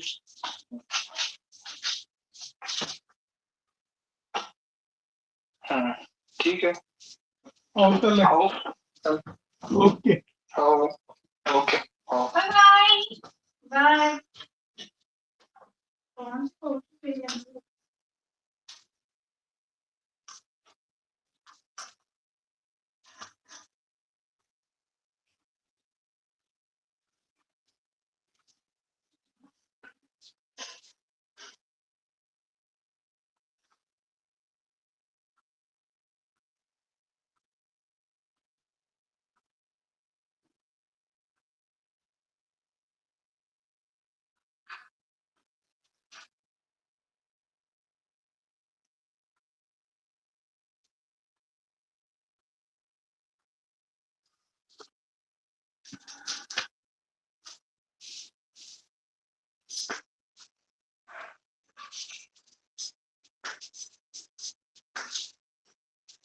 Exercise करने के लिए जमा छाड़ी दियो मतलब किसी से भी असुविधा it's going to be a long term process 6 मास लड़ना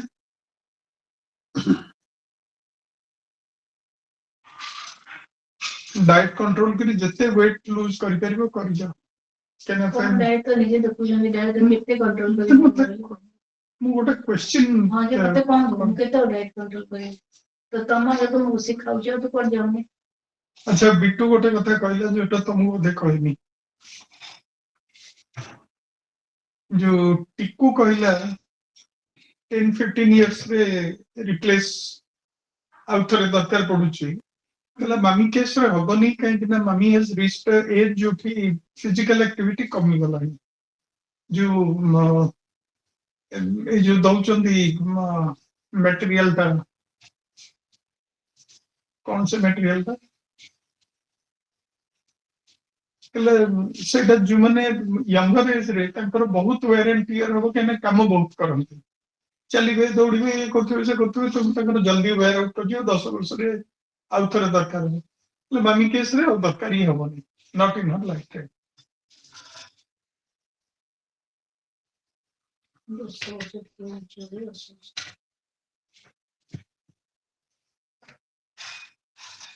कल कर दियो सेटा पे भाबियो ना जो 10 वर्ष पर आउट रे दरकार हो सेमती से सिचुएशन आसीबनी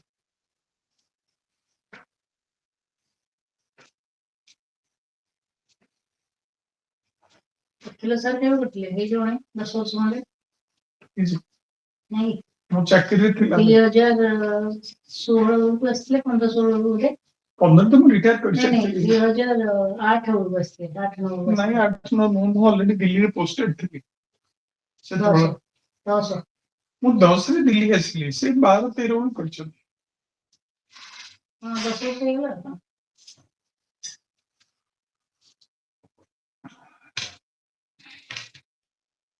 अरे मनोज इतला सांगू देखाला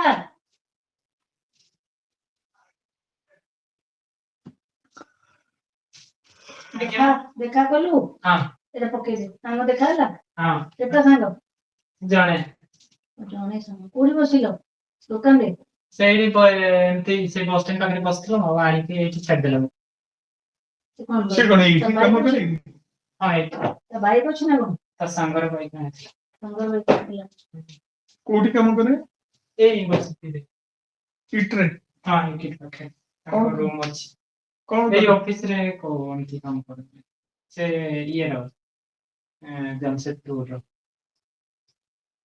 तो पढ़ी छी बाटो हां पढ़ी अच्छा कौन था नाम ताना आला ये सुशील सुशील श्रुति सुशील बंगाली तमा ठुटे खराब कानु तो खराब मो ସୁଶୀଲ କହିଲେ ତ ମୁଁ ଶ୍ରୁତି ଶୁଭୁଛି।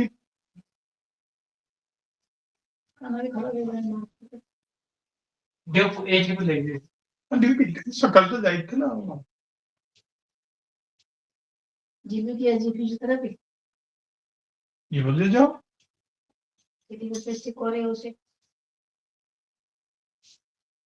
ଗଲେ ଏବେ ଯିବି ବେଶୀ ଡେରି କରିବିନି କିନ୍ତୁ ସେ ଲୋକଟା କହିଲେ ତ ସେ ଲୋକଟା ତ ଏବେ ଆସିନଥିବ ଲୋକଟା ଯାହା କହିବ ସେ ମୁଁ ସେଇଆ କରିବି ତମେ ତ ସେ ଖାତାରେ ଲେଖା ହେଇଛି ଟିକ୍ କରାହେଇଛି କଣ କରିବି ସତରେ ତମ ଯୋଉ ବହିଟା ସେଥିରେ ଟିକ୍ କରାହେଇଛି ପୁରୁଣା ଖାତାଟା ଏକା ଜିନିଷ ଚାଲୁଛି ନା ସେମ୍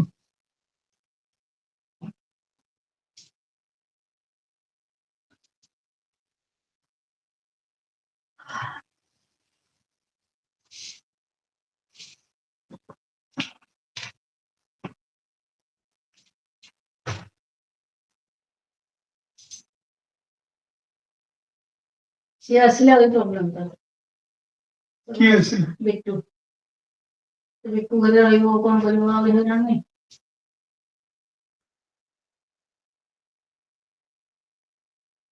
ଦେଖ ସେ ତା ଆଡୁ କହିଲା କହିଲେ ଯେ କିନ୍ତୁ କହିଲା ମୁଁ ଯାଉ ପ୍ରାକ୍ଟିକାଲ ନୁହଁ ଯଦି ଅପରେସନ ଟା ହଉଛି ପଳେଇ ଆସିଲେ ତୁ ଆସି ଭୁବନେଶ୍ୱରକୁ ଆସି କେମିତି ସେ କହୁଛି ହସ୍ପିଟାଲରେ ଥିଲା ଭିତରେ ମୁଁ ପହଞ୍ଚିବି ଯେ ତମେ I'll be of help there ଆଉ ତମେ ଓଡିଶା ଫେରିବ ମୁଁ ଜାପାନ ଫେରି ଆସିବି ମୁଁ ଓଡିଶା ଯିବି ବୋଲେ ଅଭି ତ it's too early ଓଡିଶା କାଇଁ ଆସିବନି ସେ ସେଇଠି ଫେରିଯିବ ଆଉ କଣ that's what is his plan ତ ଦେଖିବା ପରେ ଆଉ ଯଦି ସେ ସରକାର ନେତ୍ରାଳୟ ଯିବାକୁ ଚାହିଁବ କଣ କରିବ ତା ସାଙ୍ଗେ ଟାଇ ଅପ୍ ସେଇ ଅନୁସାରେ କରିବାକୁ ଘରକୁ ଯିବ ନା ଆସି ଘରଟା ନ ଯାଇକି କେମିତି ପଳେଇବ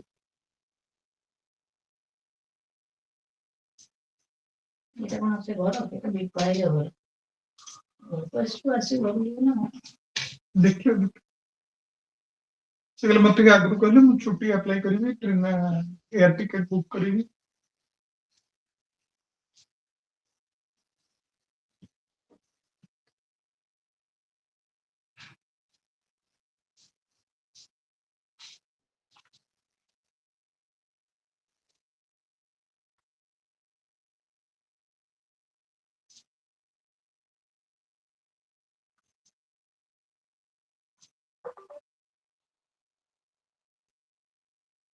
ଅପରେସନ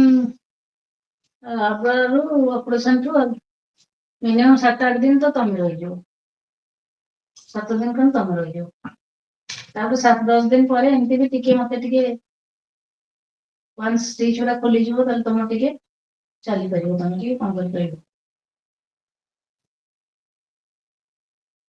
ମାସେଟା କଷ୍ଟ 1 month କଷ୍ଟ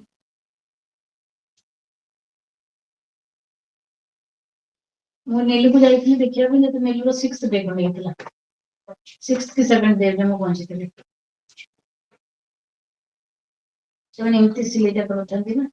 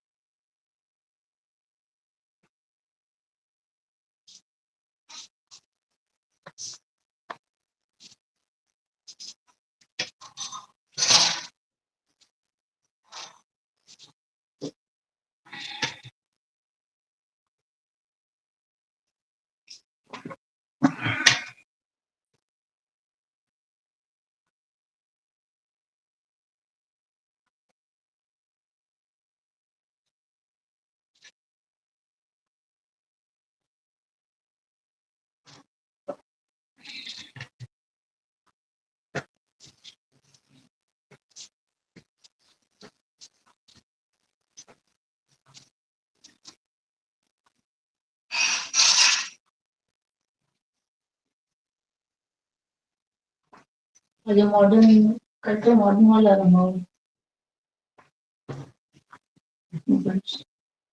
সরিয়ে আর এই বইটা আছে ভলিউম ভলিউম 4. না এটা নেই ভলিউম 9 and 10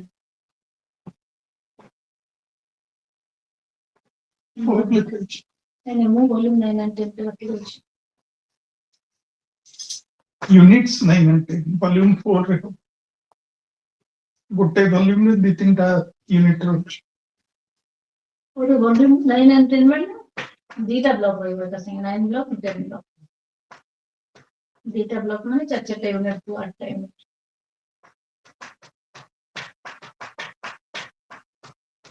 ମୁଁ ଆଜି ପଢେଇଲିନି ଆଜି ପ୍ରାୟ ଅଧଘଣ୍ଟା ଆଗରୁ ମୁଁ ଯାହା ପଢେଇଛି you can ask me questions ଆଉ ଖାଲି ପଢେଇ ଭଲ ଇଚ୍ଛା ହେଲାନି recapitulation any question you want Recapitulation.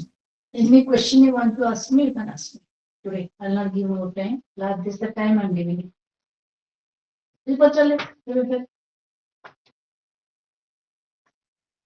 Victoria ने जी पचाले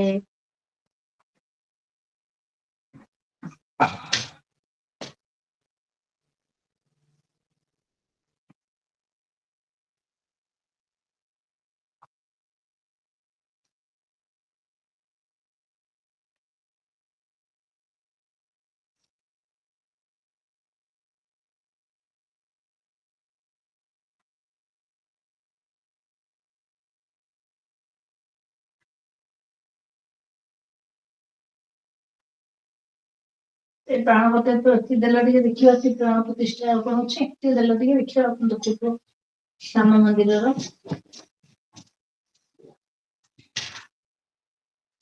पूरा दिन तक राम मंदिर पूरी देखौ छी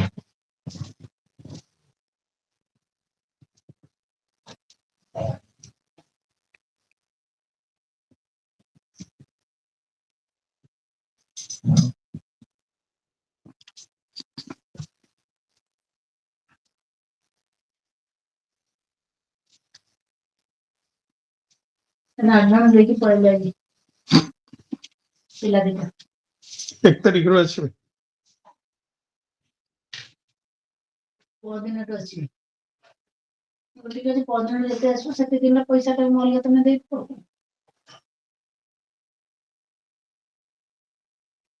ପ୍ଲସ୍ ତମର ମିଟର ରିଡିଂ ନବ ସେଦିନ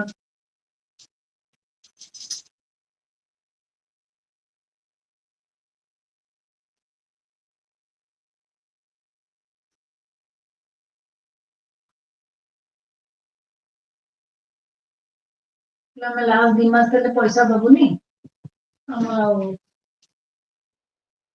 ସେଟା ଆଡଜଷ୍ଟ କରିଦେବେ ଠିକ ଅଛି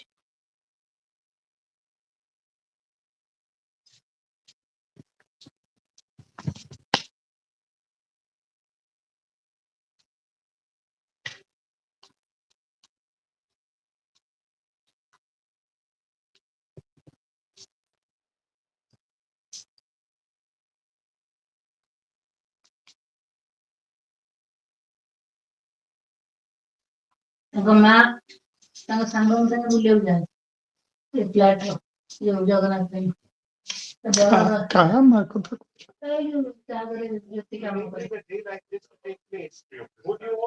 କାହା ସାଙ୍ଗରେ ବୁଲିବାକୁ ଯାଆନ୍ତି? ଅଫିସ ଝିଅ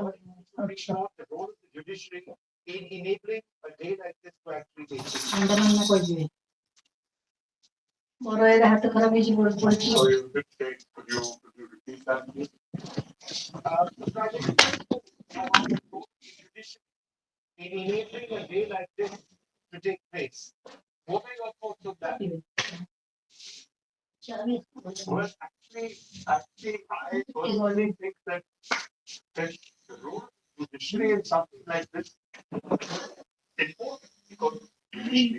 But unfortunate in the terms of a consciousness that we have to go to a judiciary to approve the building of the temple. I find that a little incongruous with the very conscience of this country and the conscience of our belief. But that is the way it went, and that was what was imperative. And my thanks and my respect to the judiciary for clearly ये बड़े उठिबनी कोन आंखु लगे उठिबो that point is something that is quite देखे यार मैंने आगे कोडीटा cameraman डकाइबो तापर से करिवो action grateful to everyone that this happened. लोक कोन जानिया बाकी अछि कैमरामैन नथिले से किछि करिवोनी हमरा Members of the Hindu faith, but for people across all faiths, it's something which will be innate.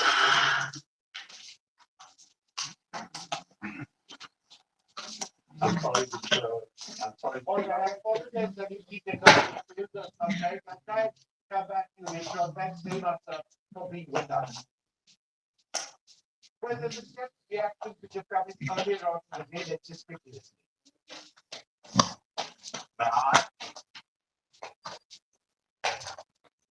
प्रभु श्री राम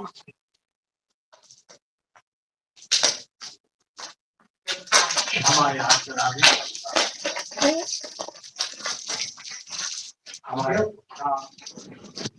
हमारे त्याग तपस्या में उसको कमी रह गई थी कि हम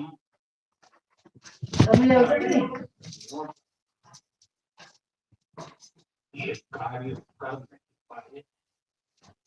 मुझे विश्वास है प्रभु राम आज हमें अवश्य क्षमा करेंगे। वो उपयोग केवल 14 वर्षों का तब भी इतना आश्चर्य था। इस युग में तो अयोध्या और देशवासियों ने सैकड़ों वर्षों का वियोग सहा। हमारी कई कई पीढ़ियों ने वियोग सहा।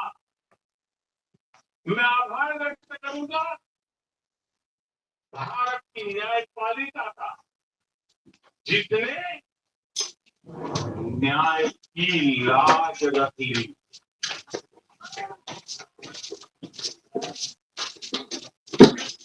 न्याय के पर्याय प्रभु राम का मंदिर भी न्यायबद्ध तरीके से ही बना। साथियों, आज गांव गांव में एक साथ कीर्तन संकीर्तन हो रहे हैं। आज मंदिरों में उत्सव हो रहे हैं। हमारे लिए ये अवसर सिर्फ विजय का नहीं विनय का भी है। हमारे देश ने इतिहास की इस गांठ को जिस गंभीरता और भावुकता के साथ खोला है वो ये बताती है कि हमारा भविष्य हमारे अतीत से बहुत सुंदर होने जा रहा है। रामलला के मंदिर का निर्माण भारतीय समाज के शांति, धैर्य और समन्वय का भी प्रतीक है। हम देख रहे हैं कि निर्माण किसी आग को नहीं बल्कि ऊर्जा को जन्म दे रहा है। संविधान के अस्तित्व में आने के बाद भी दशकों तक प्रभु श्री राम के अस्तित्व को लेकर कानूनी लड़ाई चली।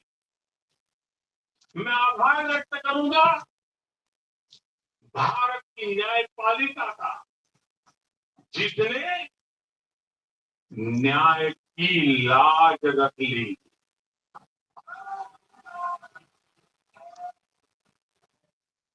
न्याय के पर्याय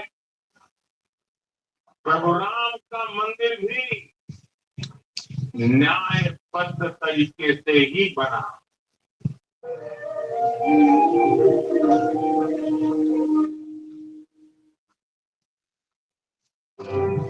अयोध्या में प्रभु श्री राम लला की मूर्ति प्राण प्रतिष्ठा की हार्दिक शुभकामनाएं।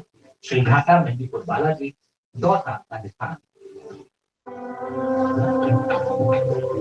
हमारी जिम्मेदारी और बढ़ जाती है जब आराम पर करते हैं बंद करके भरोसा DST मोदी सरकार की गारंटी किसानों को हर साल रुपए 6,000 11,80,00,000 किसानों को अब तक 2,60,000 करोड़ रुपए की सहायता हमारा संकल्प विकसित भारत यहाँ क्या चल रहा है जापान आ रहा है कॉन्फ्रेंस रूम में That was our performance in the last quarter. These numbers don't look good at all. Sir, I think we should launch a new website. I agree.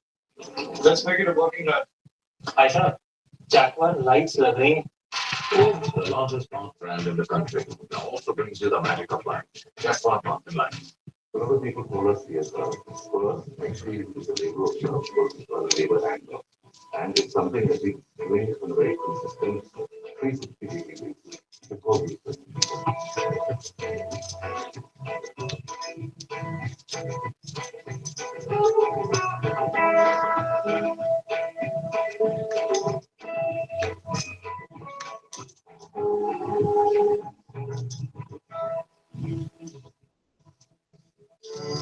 The NPS is a mode of creating post-retirement corpus having two basic characters in it within it.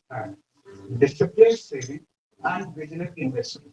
अगर ये दोनों उसके criteria meet out होते हैं तो retirement purpose को पैदा करने के लिए इससे बढ़िया तरीका जो सिंपलेस्ट मोड में है वो और कोई अवेलेबल नहीं है अपने बेहतर कल को सुनिश्चित करने के लिए एनपीएस जरूरी है So sport is a great social indicator. It removes biases and social barriers. It increases self-awareness, self-confidence, and it creates a better understanding of the way our mind and body work.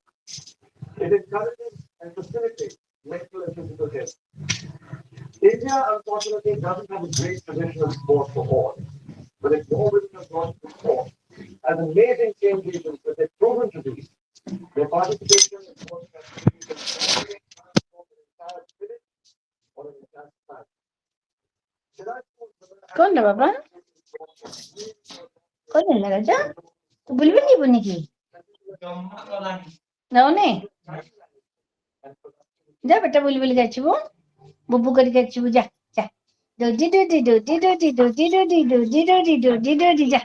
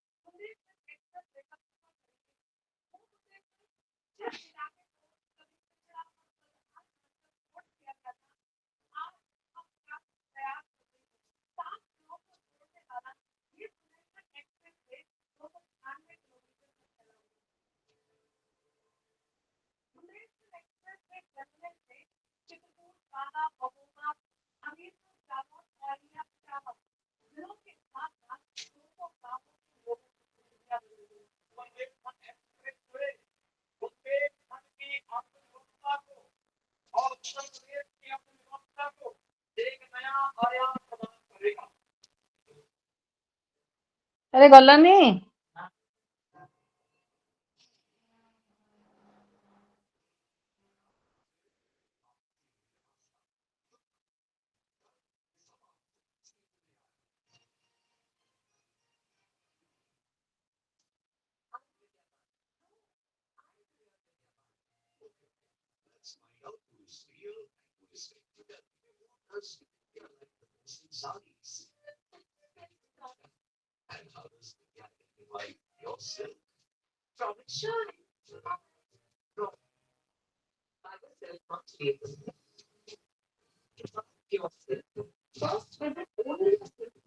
Gujarat store and when buying our product only with the silk mark label. Scan the QR code on the silk mark label to ascertain its authenticity. Your only assurance of your silk is silk mark label. 15,000 placements in 2022-23. At Amity, we are committed to nurturing passionate, hardworking, and proactive professionals. କରିପାରିବୁ କି ନାଇଁ ରେ? ହଉ ହଁ ଟିକେ ସାଇଡରେ ଟିକେ ଟାଣି ଟାଣି ଦେ ସାଇଡରୁ। ନାଇଁ ନାଇଁ ସିଟ୍ର ସାଇଡରୁ ହଁ ଟିକେ ଟିକେ ଟାଣି ଟାଣି ଦେ ସାମ୍ନା ଆଡୁ ନାଇଁ ସାଇଡରୁ ହଁ ଦିପଟରୁ।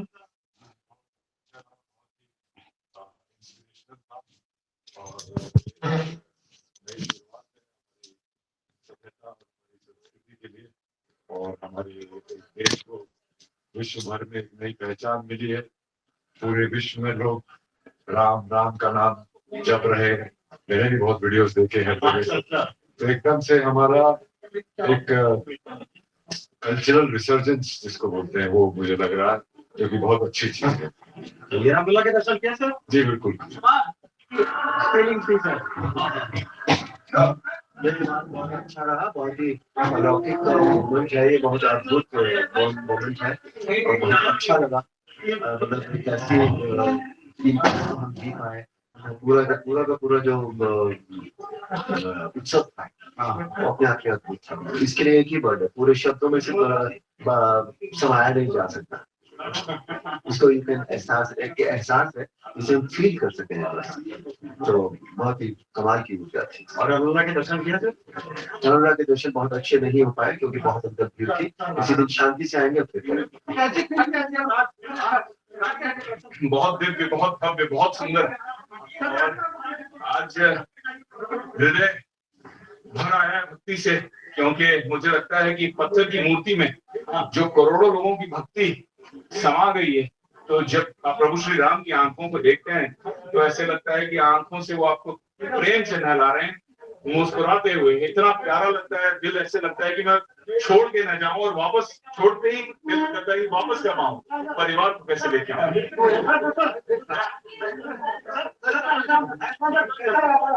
बहुत खूबसूरत रहा और ऐतिहासिक मोमेंट है, बहुत ही भव्य है हमारा मंदिर। कैसा रहा आज? और रामलला के दर्शन हुए सर? बिल्कुल।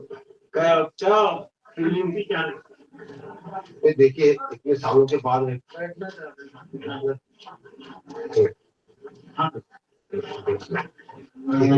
बाद जब ऐसे स्थापना होती है तो अपने आप के अंदर एक बहुत अद्भुत चीज है। तो इसलिए जो है मैं तो कहूंगा कि सब कुछ आप आज अद्भुत Casing there. The Ramlala idol was unveiled to the world soon after the Pran Pratishtha ceremony led by the Prime Minister.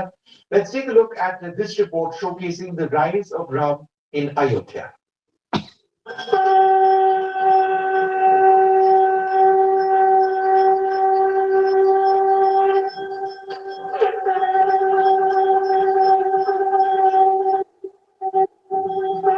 Ram Mandir rises like the proverbial phoenix. Ramlala takes his seat. The once in a lifetime moment, a rare and never seen before fervor of faith and emotion. The much awaited Pran Pratishtha of the Ramlala idol at Ayodhya. The long wait and months-long preparation culminated in the grand temple opening. To heaven, a new era for India. Shri Ramachandra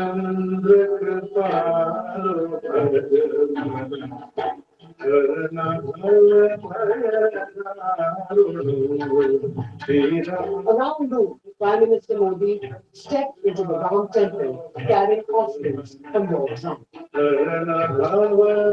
Dressed the golden coat teamed up with the king movement of Patla. He walked into the Sanctum Sanctorum temple holding a silver umbrella on a folded table.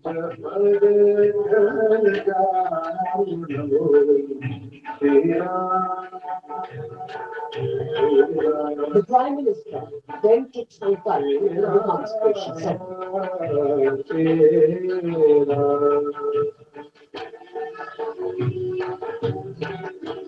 He was joined by RSS Chief Mohan Bhagwat, UP Chief Minister Yogi Adityanath, UP Governor Anandiben Patel, Mandir Trust Treasurer Govind Dev Giri, Trust Secretary Anil Mishra, and the Crown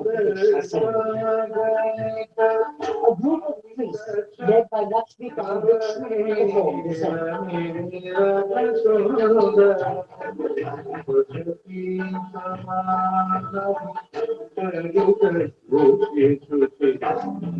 As Ram took over the temple and the house and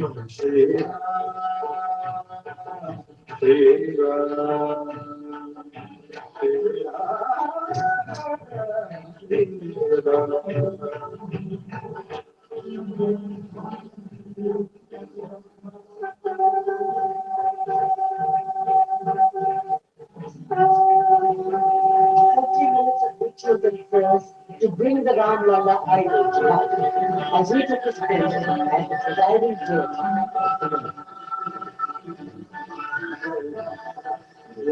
Ram Ram reverberated in hearts as helicopters shot clouds from the sky.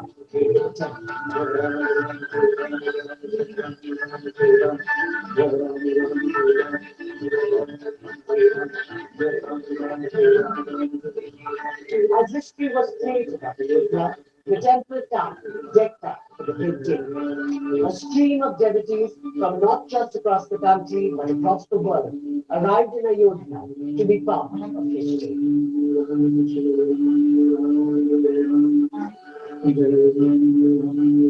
The great civilizational events brought together Ram Bhakts and citizens, rich and poor, from north, east, west, and the south, under one umbrella.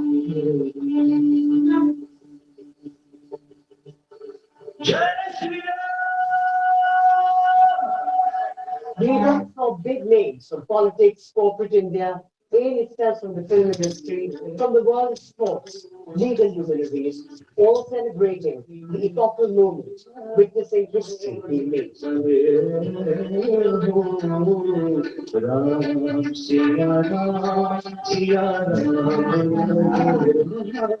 be part of the big day, faith, unity, and spirituality. A day that will define India in the time to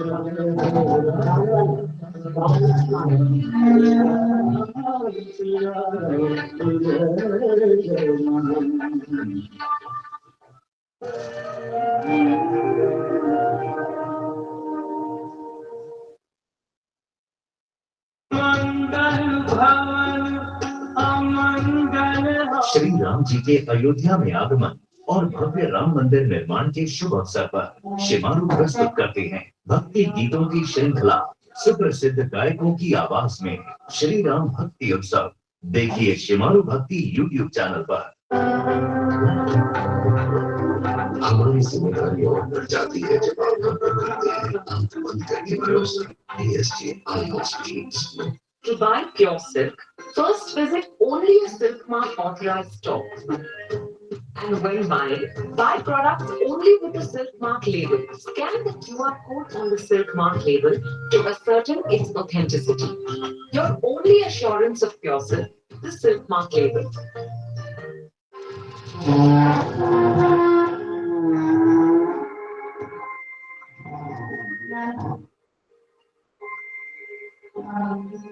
मिलके हम पंजाब को रंगला पंजाब बनाएंगे और बिजली के मामले में पंजाब को सरप्लस बनाएंगे। 24 घंटे बिजली देंगे, कोई दिक्कत नहीं बिजली की सानू कोई प्रॉब्लम नहीं होगी। जो भी मतलब लोग सरकार ਨੂੰ टैक्स जमा कराਉਂਦੇ ਆ ਉਹ टैक्स ਇਹ ਲੱਗ ਰਿਹਾ ਹੈ ਜੀ ਤੇ ਸਾਨੂੰ ਸੰਤੁਸ਼ਟੀ ਹੈ ਸਰਕਾਰ ਤੋਂ। ਪੰਜਾਬ ਸਰਕਾਰ ਦਾ ਭਗਵੰਤ ਮਾਨ ਜੀ ਦਾ ਬਹੁਤ ਧੰਨਵਾਦ ਕਰਦੇ ਹਾਂ ਜੀ।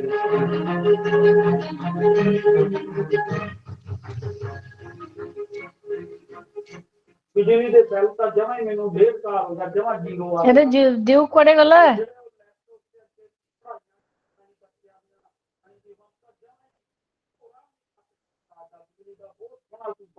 सरकार ने बहुत बड़ा काम किया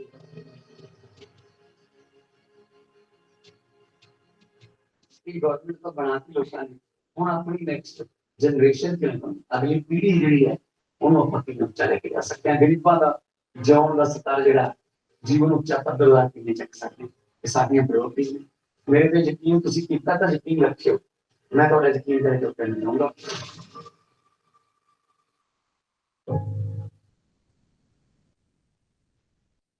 जय श्री राम 22 जनवरी को अवधपुरी में हो रहे श्री राम लला की प्राण प्रतिष्ठा के शुभ अवसर पर समस्त आस्तिक बंधुजन और श्री राम भक्तों को हमारी हार्दिक शुभकामनाएं अयोध्या राम की जय के इस दलदल के बीच एक कमल खिलाना होगा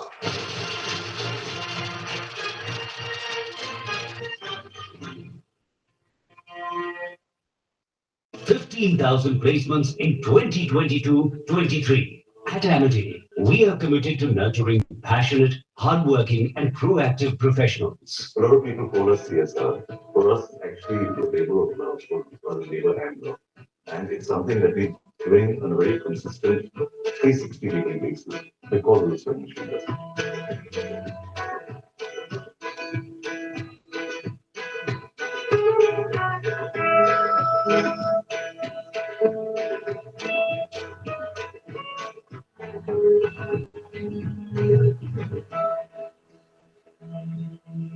मैं यहाँ पे कई बार आई हूँ घूमने के लिए रामगढ़ ताल में अच्छा था लेकिन इस समय क्रूज की वजह से जो इसमें खासियत है बहुत ही अच्छा लग रहा है आज तो हम लोग बहुत खुश हैं क्रूज पे बैठ के Anjali is one of many such domestic tourists in India who are thanking the double engine government in UP for launching the Queen Lake cruise in the Ramgarh Tal of Gorakhpur. The UP government has broken the myth that it's a landlocked state and there cannot be a waterway through the state. आज से 6 वर्ष पहले 10 वर्ष पहले यहाँ के बारे में यहाँ के किस्सों के बारे में आप सब सुनते हैं आज एक नया पर्यटन का स्थल बना है चारों ओर से सड़क बन रही है Developed with an investment of over 12 crore rupees, the Lake Queen cruise provides world-class services on board with 5-star amenities and lets the native tourists enjoy the pride in its ingenuity.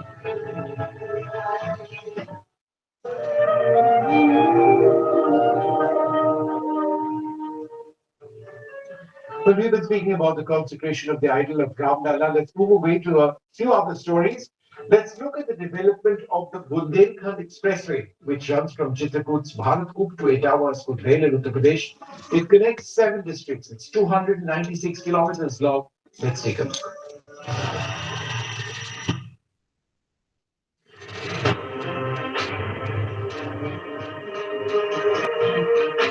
हर दिल को खुशी होठों को मुस्कान मिल जाए सपनों की उड़ान भरे हम हमें आसमान मिल जाए क्यों ना उम्मीदों के एक्सप्रेस वे का जिक्र हो यहाँ कि हम सफर पर निकले और रास्ता आसान मिल जाए नमस्कार मैं हूं अनामिका जयनगर और स्वागत करती हूँ पश्चिम उत्तर प्रदेश नया उत्तर प्रदेश में देखिए अमेरिका के पूर्व राष्ट्रपति जॉन एफ कैनेडी का एक प्रसिद्ध वक्तव्य है उन्होंने कहा अमेरिका अमीर है इसलिए वहाँ की सड़कें अच्छी नहीं है बल्कि वहाँ की सड़कें अच्छी हैं इसलिए अमेरिका अमीर है कहने का तात्पर्य ये है कि जिस इलाके की सड़कें शानदार हैं अच्छी हो वो इलाका अपने आप में अमीर हो जाता है और इसी सोच को इधर पंचटा पेयर्स ऑफ वर्ड सब ना 10 मार्क रखिछ हाँ 5 into 2 एगुडा अपनी तो 8टा ठीक है 8 ରୁ 5ଟା କରିଦବା ଏଇ ତିନିଟା ଥିଲା କମ୍ପ୍ଲିମେଣ୍ଟ ଆସେଣ୍ଟ ସେତିକି 1 2 3 4 5 1 3 2 5 आदरणीय प्रधानमंत्री जी के विकास के विजन से प्रति सहायता को पाने के लिए जो कार्य हुआ क्विजिंग कर दीजिए बोले सजु नदी उपरे बढ़िया बढ़िया करछि काम किंतु बुंदेलखंड एक्सप्रेस करछि बुंदेलखंड तो सेपरेट एरिया का नहीं।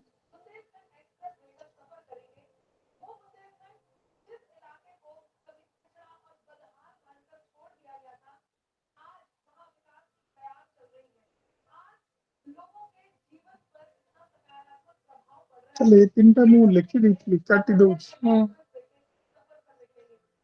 जाया को बुले के आनछि न लगी तो जाउनी कोन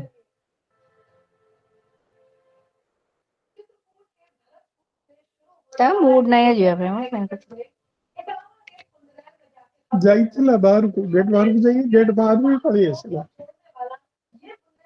सेमती अभ्यास कले भी खराब जे तो जोर जीव जीव ना तल तो जाई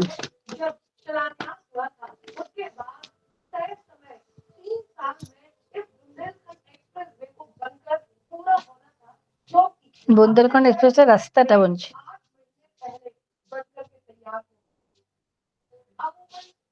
तो लाइट ऑफ कर दे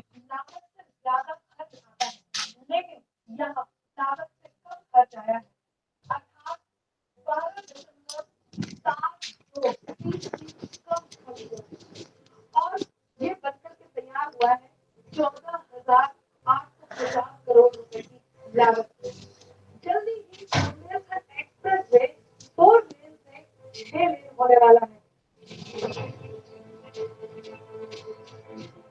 बुंदेलखंड एक्सप्रेस वे बनने से चित्रकूट, बांदा, महोबा, हमीरपुर, जालौन और रिया इटावा जिलों के साथ साथ 200 गांवों के लोगों की जिंदगियां बदल गई। ये बुंदेलखंड एक्सप्रेस वे कई नदियों के ऊपर से होकर के गुजरता है जिसमें श्यामा, बेतवा और यमुना प्रमुख है। कई सारे पुल यहाँ से बने हुए हैं जिनमें 14 बड़े और 286 छोटे पुल सम्मिलित हैं। यहाँ 19 फ्लाईओवर है और 6 यात्रियों के लिए टोल प्लाजा की व्यवस्था की गई है।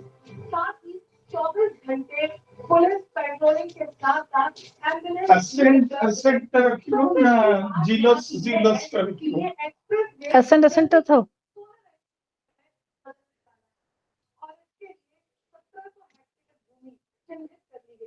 जहाँ पे 1000 गांवों को लाइट की सुविधा मिलने वाली है। तो ये तो हम समझ ही गए हैं कि अंधेरों में जिस तरह से रोशनी चारों तरफ दिखाई दे रही है और जहाँ दिखाई दे रही है वो है बुंदेलखंड और जिसके कारण दिखाई दे रही है वो है बुंदेलखंड एक्सप्रेस वे। चित्रकूट के भरतपुर से शुरू सफर की रेल यहाँ आकर खत्म हुई। ये है इटावा का रेल। अब ये जो रास्ते की दूरी कम हुई है इसका कारण है Bundelkhand express way. Bundelkhand express way को आगे चलकर लखनऊ आगरा एक्सप्रेस वे से जोड़ा गया है और उसके आगे यमुना एक्सप्रेस वे से होते हुए दिल्ली तक की दूरी। इसका अर्थ ये है दिल्ली अब दूर नहीं। जब दिल्ली दूर नहीं तो लोगों के मन के ये उद्गार भी लोगों से कैसे दूर होंगे। सब मिलकर के जिस लक्ष्य की कामना कर रहे थे वो लक्ष्य आज साध लिया गया है। इसलिए लक्ष्य साध कर लक्ष्य